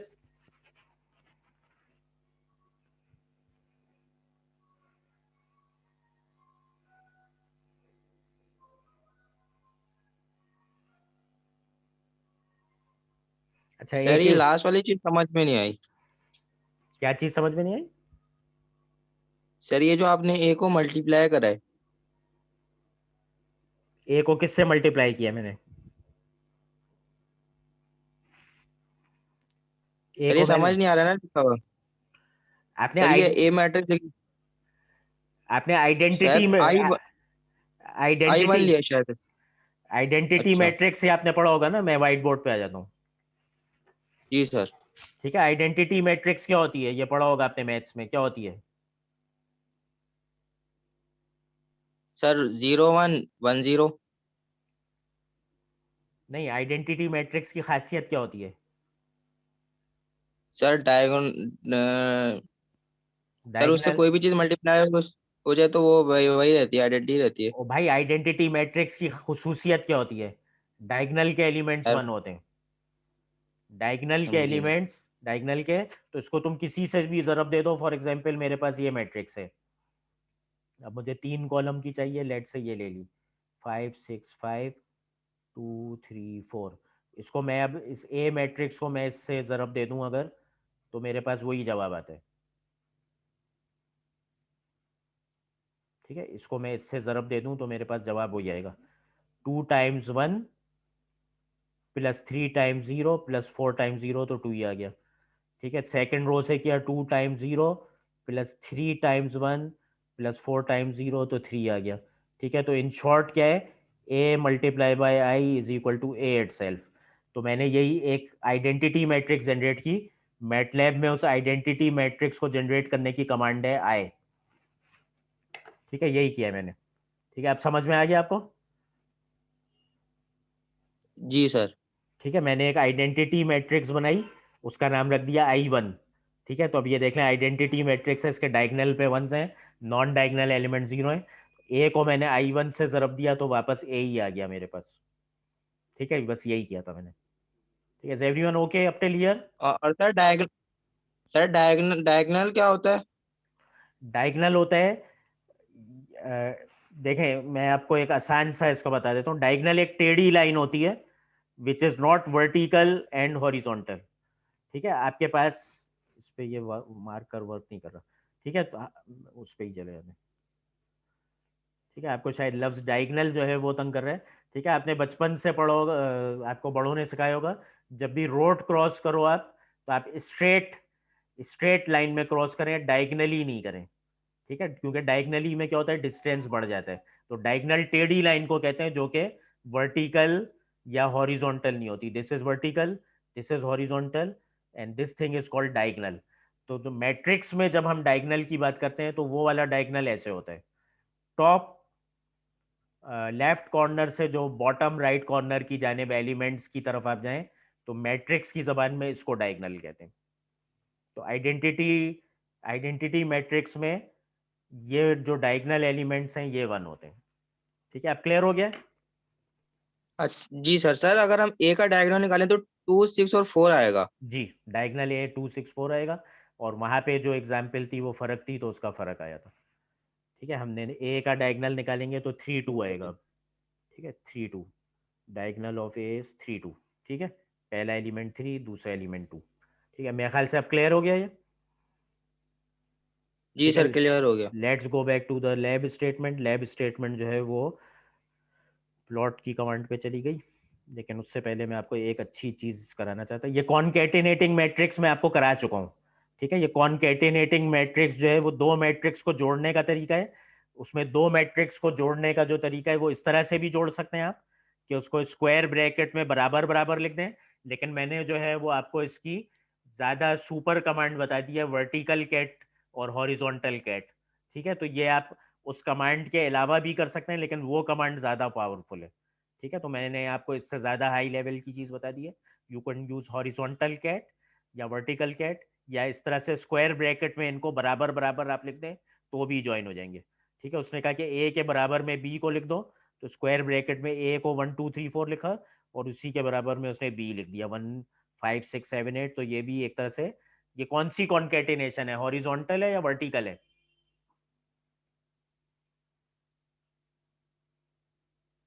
Sir vertical है। वर्टिकल में दोनों मैट्रिसेस में क्या चीज मुश्तरक होनी चाहिए थी, कॉलम्स, और हॉरिजॉन्टल में जो है उसमें मुश्तरक होनी चाहिए थी रोज। ऐसा ही था? सर हॉरिजॉन्टल में शायद कॉलम्स वो होने चाहिए थे सेम। चलो ये तुम देख लेना, हमने इसकी कमांड अभी पढ़ी थी, ओके तो सर। इसको आप हॉरिजॉन्टल और वर्टिकल से भी करके देख लेना, और ऐसे भी। ठीक है, यहाँ पे तुम कंफ्यूज इसलिए हो रहे हो कि ये स्क्वायर मैट्रिक्स है ना, तो इसमें रोज भी बराबर है, कॉलम्स भी बराबर है। तो टेक एन एग्जांपल जिसमें ए के number of rows column B से डिफर कर रहे हो। ठीक है, यहाँ पे जो है इसलिए तुम कंफ्यूज हो गए हो। Okay sir. ये जो है ये हमने हॉरिजॉन्टल कैट किया है, यहाँ पे वर्टिकल नहीं किया। ठीक है, क्योंकि अब यहाँ पे रो भी बराबर है कॉलम भी, तो तुम कंफ्यूज हो रहे हो। ठीक है, तो ये कॉन्केटिनेशन आपको बता दिया है। ठीक है, ये मल्टीप्लीकेशन सब्ट्रैक्शन ये सब बता दिया है, और मैट्रिक्स के डायमेंशन अगर ओबे नहीं कर रहे तो भी बता दिया है। अच्छा, एक बच्चे का चैट पे मैसेज आया था नमाज के ब्रेक का। ठीक है, तो मैं आपको कंप्लीटली ही ब्रेक दे दूंगा, क्योंकि लैब में जो है वो बच्चों का टाइम मैक्सिमम होता है, टीचर एक्सप्लेन कर रहा होता है, उसका टाइम मिनिमल होना चाहिए। बस आखिरी एक दो चीज़ें रह गई हैं, उसके बाद मैं आपको वैसे ही ब्रेक दे दूंगा। मेरा लेक्चर आई थिंक ख़त्म होने वाला है, 2 सवा 2 तक ख़त्म हो जाएगा। ठीक है, उसके बाद आपका अपना टाइम है, डू योर लैब और take a break and you can go for the namaz also. ठीक है, तो जो आपको एक दो और अच्छी बतानी थी चीज़ें वो बता दूं मैं, उसके बाद हम जाएंगे प्लॉट की कमांड पे। ठीक है, ये कॉन्केटेनेशन आपको बता दिया, डेटा विजुअलाइजेशन यूजिंग प्लॉट। ठीक है, ये भी मैं आपको बता दूंगा। Let's go to the thing जो मैं आपको बताना चाह रहा था। ठीक है, मैं एक आपके सामने मैटलैब डिस्प्ले कर रहा हूँ। मैटलैब जो है ये, मैटलैब से पहले सॉरी वाइट बोर्ड। ठीक है, अगर लेट से मुझे सिमुल्टेनियस इक्वेशन सॉल्व करनी है। ठीक है, मेरे पास 2 इक्वेशंस हैं, पहले आप इसको मैनुअली सॉल्व कर। ठीक है, लेट से ये है 2x plus 3y is equal to 7। ठीक है, और दूसरी जो है वो है 2x minus 3y। Simple they देता हूँ ताकि आपका और काम आसान हो जाए। 2x माइनस 3y ये हो जाता है 5। ठीक है, जल्दी से बताएं इसमें x और y क्या आएगा।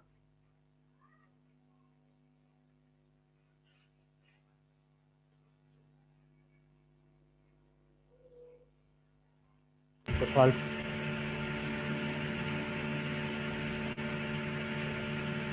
या माइक्स ऑफ कर दें अपने, प्लीज प्लीज माइक्स अपने ऑफ कर दें।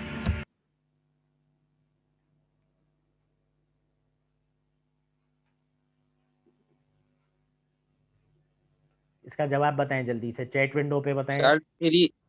सर 3 और 1/3 आ रहा है। 3 और 1/3, कोई और बच्चा जिसका यही आ रहा है?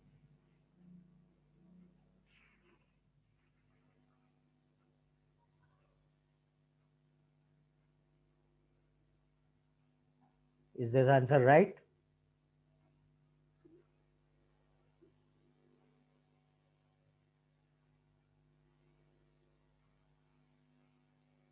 ठीक है, सही आ रहा है इसका, इसको पुट करके देखें। 6 प्लस 1 इज 7 इंडीड, और दूसरा आ रहा है 6 माइनस 1 इज 5।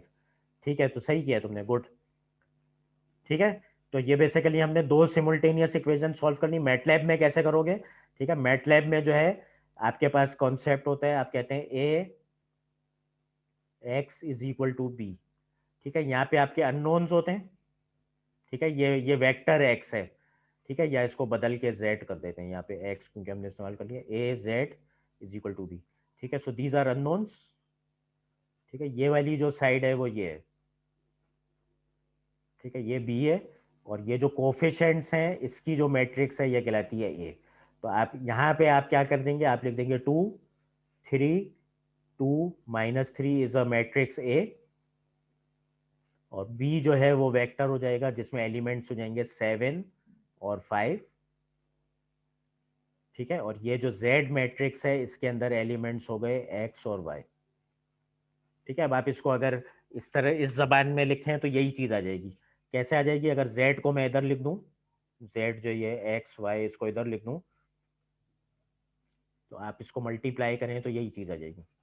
ठीक है, इस A को इस Z से अगर मल्टीप्लाई करें, और ये था B, तो यही चीज आ जाएगी। क्या आ जाएगी? 2x plus 3y is equal to 7, वही आ गया। फिर नीचे वाली को करें, 2x minus 3y is equal to 5। ठीक है, make sense? Is this making sense to you? Yes sir. जी ठीक सर। है, ठीक है, मैट्रिक्स को मल्टीप्लाई कर रहे हैं तो यही इक्वेशन ही आ रही है, कोई रॉकेट साइंस नहीं है। और ये चीज आपने पहले पढ़ी भी होगी, क्रेमर रूल और गॉस एलिमिनेशन मेथड। तो आप इस तरह करके लिख सकते हैं। तो लेट्स राइट दिस। ठीक है, मेरी मैट्रिक्स क्या है, 2 3 2 -3 और 7 5। इसको इसी तरह से लिखते हैं। ठीक है, ये याद करिएगा, मुझे बता दीजिएगा जब मैं मैटलैब में लिख रहा हूँ। ठीक है, ए जो मैट्रिक्स है वो क्या है, ए के क्या एलिमेंट्स थे, 2 3 और 2 -3, यही थे, यही थी ए, यही थी। और बी जो थी वो क्या थी, जी सर। बी जो था वो था 7 5। जी सर। ठीक है, तो ये मेरे पास दो आ गए। अब मुझे वो एक्स और वाई के लिए जो सॉल्व करना है मैं क्या करूंगा, I will use the command lin solve, linear solve. ठीक है, लिन सॉल्व आप लिखें तो आपके पास हेल्प खुल गई। ठीक है, वो कह रहे हैं कि आप इस तरह से लिन सॉल्व से सॉल्व कर सकते हैं सिस्टम ऑफ इक्वेशंस को, और सिंटैक्स है लिन सॉल्व ए कॉमा बी। ठीक है, तो ए कॉमा बी मैं डिफाइन कर सकता हूँ। ठीक है, मैंने लिखा सी के अंदर आंसर दे दो, लिन सॉल्व, और ब्रैकेट में आपने लिख दिया ए कॉमा बी। ठीक है, वही जवाब आ गया जो आपने मैनुअली फाइंड किया था। एक्स की वैल्यू आ गई 3 और वाई की वैल्यू आ गई -+1/3। ठीक है, अब इसको आप एक्सपेंड भी कर सकते थे आगे। ठीक है, अगर लेट्स से ज्यादा वेरिएबल्स में है आपकी equation, let's go back to the white board. ठीक है, ये अभी खाली 2 वेरिएबल्स में थी, लेकिन you can expand it for more also. ठीक है, अगर ये ज्यादा वेरिएबल्स में होती तब भी ये इसी तरह से लगता। ठीक है, लेट्स से आप एक्स वाई जेड में अगर चले जाते, 2x + 3y + 4z = 17। ठीक है, 8x + 2y - 6z = 12। ठीक है, 4x + 3y - 5z = 27। तो इसी तरह से लग जाता, सिर्फ ए की जगह अब आ जाता 3/3 मैट्रिक्स। ठीक है, ए में अब आ जाता 2 3 4 8 2 -6 और 4 3 -5। ठीक है, इसी तरह से जो बी मैट्रिक्स है उसके अंदर आ जाता 17 12 27। ठीक है, और ये इसी तरह से जैसे अभी डाला था वैसे ही आप डाल देते। अब लेकिन जो अननोन वेक्टर z है उसके अंदर आपके पास तीनों की वैल्यू आ जाती है, x y z। ठीक है, तो this thing is applicable to any number of simultaneous equations. ठीक है, 2 से 3 हो गई, इधर 4 हो जाए, 5 हो जाए, तो जितनी इक्वेशंस बढ़ती जाएं यू कैन यूज इट, और उतने ही अननोन से आपको सॉल्व करके देगा। Is everyone okay with this? Yes sir. ठीक है, बस अब इस लैब की आखिरी कमांड देख रहे हैं, उसके बाद मैं लैब खत्म कर दूंगा। You are going to work on your own. ठीक है, प्लॉट की जो कमांड है वो ग्राफ प्लॉट करने के लिए इस्तेमाल होती है। इसके अंदर अब जो भी एग्जाम्पल है मैं उससे मिलती जुलती आपको एक करा देता हूँ। ठीक है, then we will call it a day. Let's say मेरे पास 2 वेक्टर्स हैं, एक में मैं कोई आपके लेट्स से सीरियल नंबर्स हैं।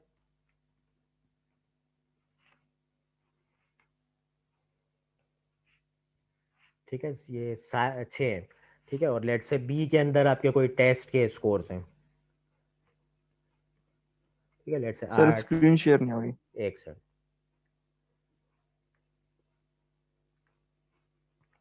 ठीक है, ये एक वेक्टर बनाया ए, उसमें 6 1 2 3 4 5 6, और ये आपके नंबर्स हैं टेस्ट में। ठीक है, एक बच्चे के 5 हैं, 6 हैं, एक के 2 नंबर है। ठीक है, मैं इसका ग्राफ प्लॉट करना चाहता हूँ। ठीक है, तो ग्राफ प्लॉट करने की कमांड है हेल्प। ठीक है, आप लिखें हेल्प प्लॉट, प्लॉट की हेल्प खुल जाएगी। प्लॉट वो बता रहे हैं आपको कैसे कमांड आप कर सकते हैं प्लॉट।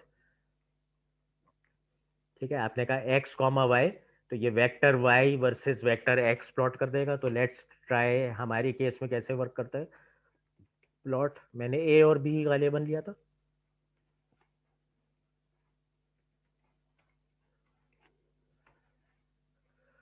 ठीक है, तो ये एक ग्राफ प्लॉट कर देगा, और इस ग्राफ में उसने स्कोर्स प्लॉट कर दिए सबके। ठीक है, आखिरी वाले बच्चे के 2 नंबर आए थे तो इसलिए ये ग्राफ गिर गया।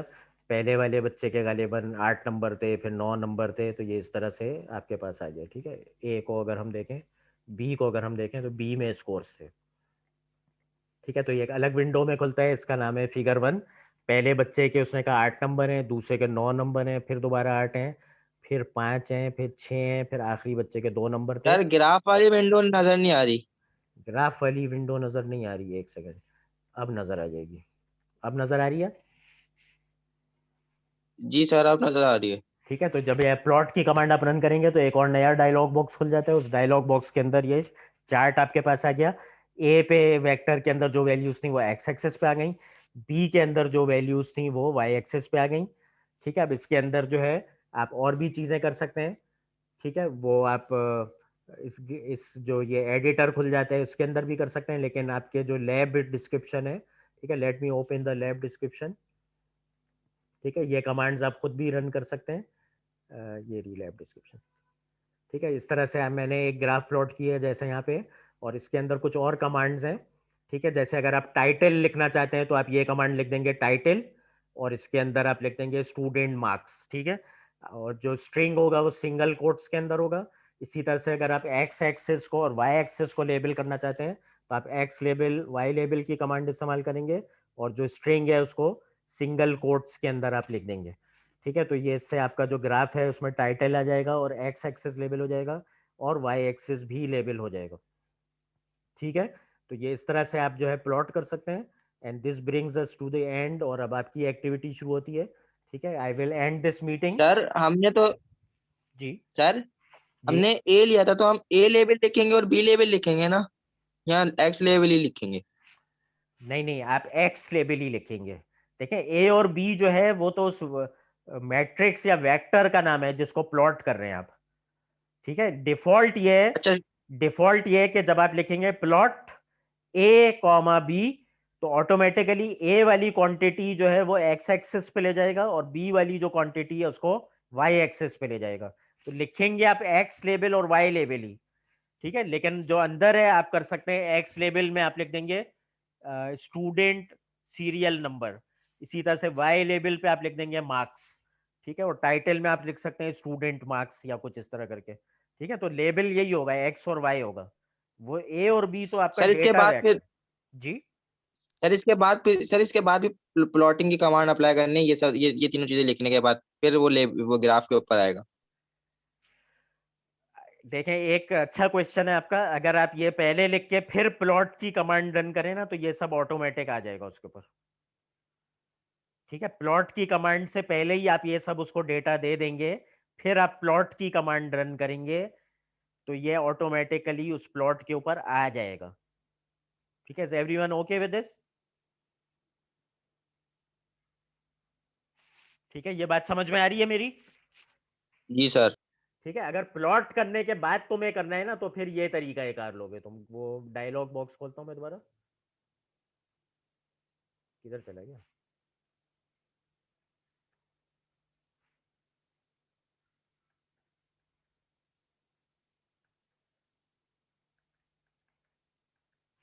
अच्छा, मेरी आवाज आ रही है सबको? Yes sir. ठीक है, अगर प्लॉट के बाद आप प्लॉट से पहले लिखेंगे तो फायदा है।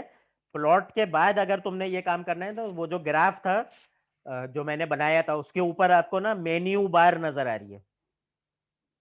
ठीक है, वो अभी मैं खोल नहीं पा रहा हूँ, ये कुछ हैंग सा हो गया है, आई डोंट नो व्हाई। लेकिन वो जो विंडो मैंने खोली थी ना जिसमें ग्राफ की विंडो थी, उसके अंदर कोई ऑप्शन होता है एडिट प्लॉट का। तो उस एडिट प्लॉट के बाद जाके भी उसके अंदर ये ऑप्शन आ जाते हैं कि आप टाइटल डाल सकते हैं और एक्स और वाई एक्सेस के लेबल डाल सकते हैं। लेकिन अगर तुम एम फाइल से ये चीज कर रहे हो या कमांड विंडो से, देन द गुड प्रैक्टिस है कि पहले आप एक्स लेबल और वाई लेबल की कमांड पहले लिख दें टाइटल की, फिर आप डायरेक्ट प्लॉट रन करें तो ये सब आ जाएगा। ठीक है, आई डोंट नो वो कुछ हैंग्स और है।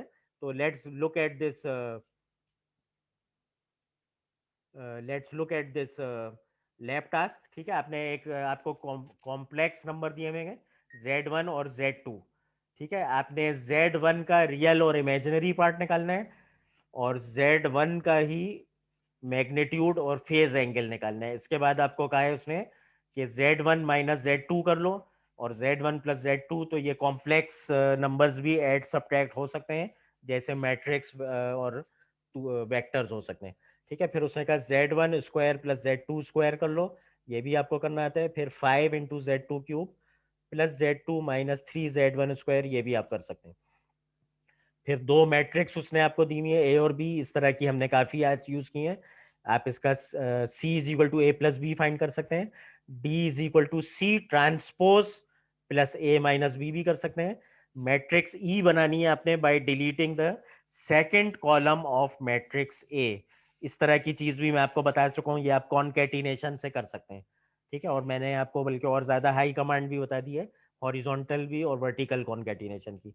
F is equal to product of A E, ठीक है, F is equal to A E जो आपने बनाई है उसमें आपने ए का सेकंड कॉलम डिलीट किया है, लेकिन रोज उसमें 3 ही बची हैं और ए के अंदर 3 कॉलम है, तो ये ए ई मल्टीप्लाई हो सकता है। G is equal to A divided by B, ये भी हो सकता है। और H is equal to A square multiply by E cube, ठीक है, ये भी आप कर सकते हैं। ठीक है, ये आपने अभी करना है। और होम टास्क, ठीक है, अभी तो खैर सब कुछ ही होम टास्क हो गया। और ये पॉलिनोमियल इक्वेशन के आपने कोफिशिएंट्स ऐड करने हैं, जो कि वेक्टोरियली आपने ऐड किए हैं। ठीक है, इन कोफिशिएंट्स को किसी स्केलर से मल्टीप्लाई करके ऐड करना है, ये भी आप कर सकते हैं। ठीक है, Z3 में इसके साथ मुख्तलिफ फिर चीज़ें वो आप कर सकते हैं। ठीक है, Z1 और Z2 जो आपने पहले ए और बी पार्ट्स में निकाले हैं उसका सी में इस्तेमाल कर रहे हैं आप। ठीक है, और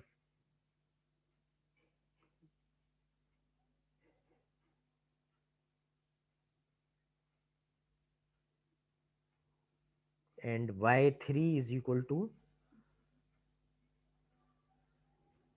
find the missing value of x using Z3।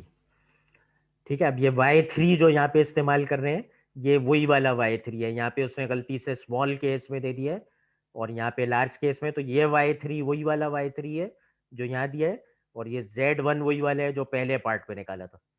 ठीक है, find the missing value of x, ठीक है, यूजिंग Z3।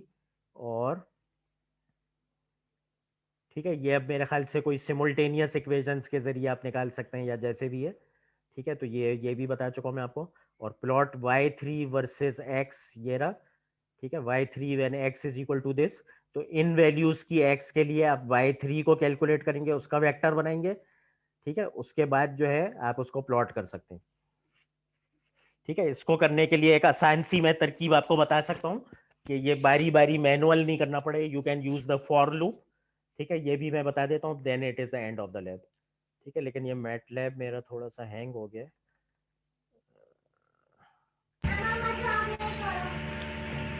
ठीक है, सर माइक्स प्लीज अपने बंद कर दें, माइक्स प्लीज बंद कर दें।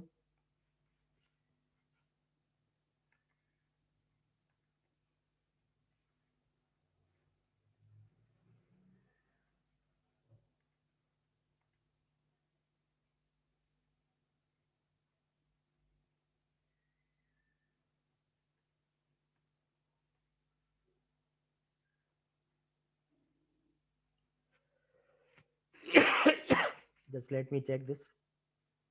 हाँ, आ गया। ठीक है जनाब, ये अब आ जाएगा इंशाल्लाह ताला। मैटलैब की विंडो किधर है, ये रही। बल्कि ये भी बता देता हूँ मैं आपको, ये फिगर की जो विंडो है ना, अगर आपने पहले एक्स लेबल वाई लेबल नहीं डाला था तो ये फिगर की विंडो के अंदर है एडिट प्लॉट करके, आप जाएंगे एडिट और ये आ जाएगा आपके पास फिगर प्रॉपर्टीज, एक्सेस प्रॉपर्टीज, इधर से आप डाल सकते हैं। ठीक है, इंसर्ट में आप जाए, ये आ गया title X label Y label. तो अगर आपने पहले वहां नहीं लिखा था तो फिर फिगर में आप यहाँ से डाल सकते हैं, जैसे आपने कर दिया इंसर्ट, टाइटल में आपने डाल दिया कुछ भी, तो यहाँ पे वो टाइटल का एक बॉक्स खुल जाएगा, आपने लिख दिया स्टूडेंट मार्क्स। ठीक है, नजर आ रहे हैं सबको, सबको नजर आ यस रहा जी है। सर। इसी तरह से एक्स लेबल और वाई लेबल भी, लेकिन अगर आप मैटलैब से करना चाहते हैं तो प्लॉट से पहले एक्स लेबल वाई लेबल की कमांड देनी पड़ेगी। ठीक हो गया, so let's close this figure. ठीक है, अब ये जो ये जैसे इस तरह की कोई चीज है कि आपने एक्स के मुख्तलिफ वैल्यूज के लिए किसी और एक्सप्रेशन को कैलकुलेट करना है, तो ये मैं बता देता हूँ। इसके लिए फॉर लूप आप इस्तेमाल कर सकते हैं। ठीक है, फॉर एग्जाम्पल वहां पे Y3 की जगह हम कर देते हैं G इज इक्वल टू, ठीक है, G इज इक्वल टू मैंने कहा ये है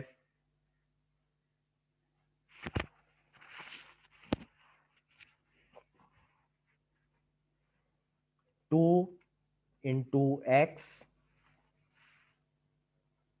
टू द पावर 3। ठीक है, सिंपल सा ले लेते हैं, g is equal to 2x3, ठीक है, और मैंने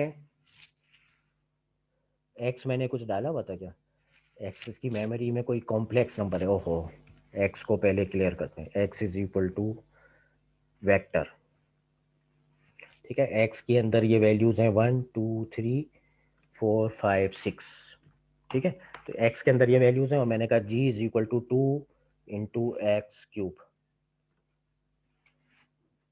ठीक है, तो अब ये मैं क्या करूंगा, ये ऑटोमेटिकली g को सारी वैल्यूज पे एवेल्युएट कर दे, 2 इंटू एक्स क्यूब, सॉरी मैं कहूंगा g is equal to size x, ठीक है, g भी जो है ये हो गया है 1 रो और 6 कॉलम्स का, और मैंने g को अगर डिफाइन कर दिया, ठीक है, g के अंदर क्या वैल्यूज हैं ये हैं, ठीक है, g इज नहीं, g is equal to size x नहीं करना था, सॉरी सॉरी, मैंने g को एक और वेक्टर बनाना है जिसका साइज x के बराबर हो, तो मैं करूंगा g is equal to 0 size x,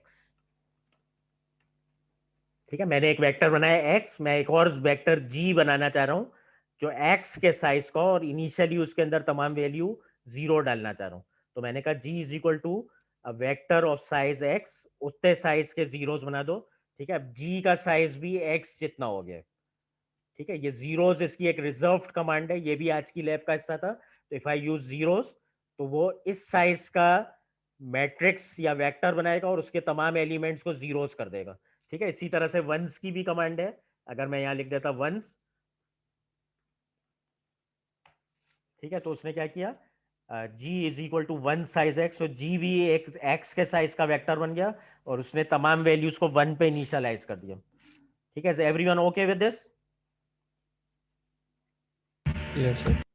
yes sir. अब मैं g के अंदर ये जीरोस और 1 हटा के वो वैल्यू डालना चाहता हूं जो एक्सप्रेशन है 2x क्यूब का, ठीक है, तो मैं क्या करूंगा, for i is equal to 1 to 1, मैं एक लूप चलाऊंगा, वो लूप क्या करेगा, पहले i की वैल्यू रखेगा 1, जी आई को बराबर कर देगा 2 इंटू एक्स आई क्यूब,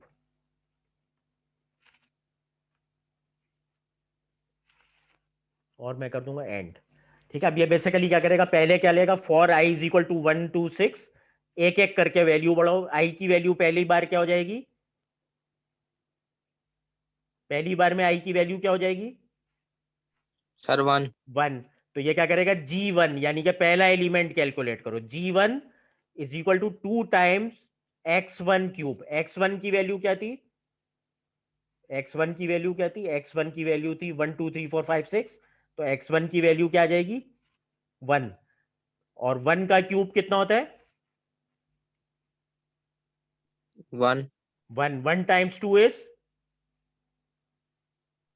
2 2, तो G1 की वैल्यू क्या हो जाएगी, G1 की वैल्यू हो 2 जाएगी 2, 2x।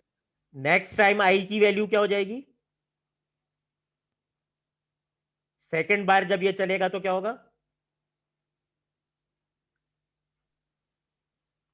सर क्यूब x होगा। जब सेकेंड टाइम ये लूप चलेगा तो 4 I की वैल्यू क्या हो जाएगी, I सर की वैल्यू 4 i की वैल्यू 1 1 ही होगी सर। नहीं, इसका 1 क्या ही मतलब होगी। होता है, 1 से लेके 6 तक जाओ और 1 1 के डिफरेंस से, तो जब ये सेकेंड टाइम अच्छा चलेगा तो अच्छा। I की वैल्यू क्या हो जाएगी 2 2 हो जाएगी, तो यहाँ पे ये I को 2 लेके चलेगा और क्या कर देगा G2, यानी कि अब सेकेंड एलिमेंट कैलकुलेट करो, तो G2 is equal to x2 cube, x2 की वैल्यू क्या है, x2 की वैल्यू क्या है, x2 is the second element,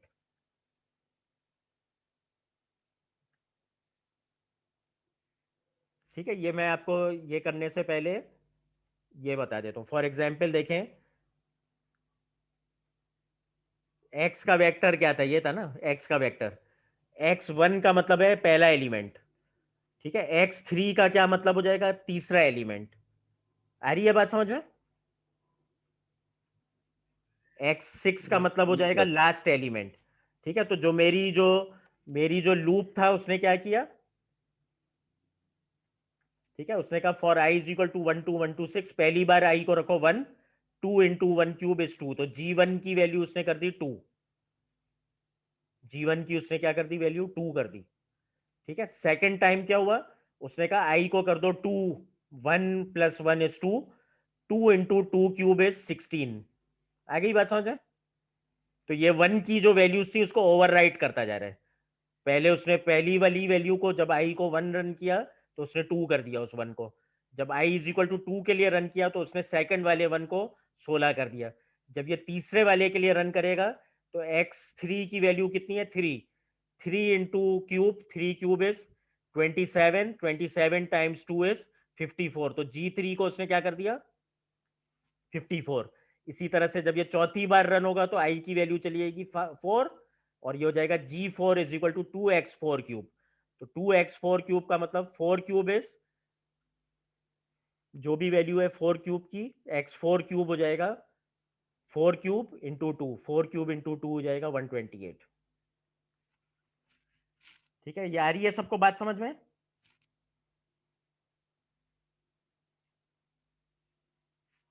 is everyone okay with this? जी सर। ठीक है, या इसको चेंज करके ये कर सर दो। जी सर एक बात बतानी है सर, अली सर का सीआर का मैसेज आया कि उनका और बहुत सारे बच्चों के जो है कहते हैं एरिया में लाइट नहीं है, उनके पास इंटरनेट, तो वो क्लास ले रहे हैं, क्लास नहीं ले रहे हैं। ठीक है, जो जिनका मसला था वो नोट करके आप अटेंडेंस जो है वो इसकी जो अटेंडेंस है वो फिर आप उसके एडजस्ट करके मुझे भेज दीजिएगा। जिन बच्चों का मसला था उनका मुझे बता दीजिएगा और जो बच्चे थे उनका भी मुझे बता दीजिएगा, मैं उनको एडजस्ट कर दूंगा। ठीक है जी सर, और ये लैब लैब का सबमिशन है सर सैटरडे को कर दिया करें, क्योंकि सर फिर हम अगर कोई हमें क्यूरी हुई तो सर हम लैब अगली लैब में डिस्कस कर लिया करेंगे। ठीक है, मैं इसका भी सैटरडे कर दूंगा। ठीक है, चलें। ठीक है, this is the end of the class. ये लैब का कवर शीट आपने जरूर भेजना है मुझे, जो मैंने दिखाया था, जो पहला पेज है जिसमें नंबर लिखने वाले खाने हैं और स्टूडेंट नेम है, ये शीट प्लीज मुझे जरूर भेजिएगा। ठीक है, this is the end of the class, thank you for joining. और जो पिछली लैब थी उसकी मैंने सबमिशन टाइम संडे तक एक्सटेंड कर दिया था। ठीक है, चलें, थैंक यू, अल्लाह हाफिज।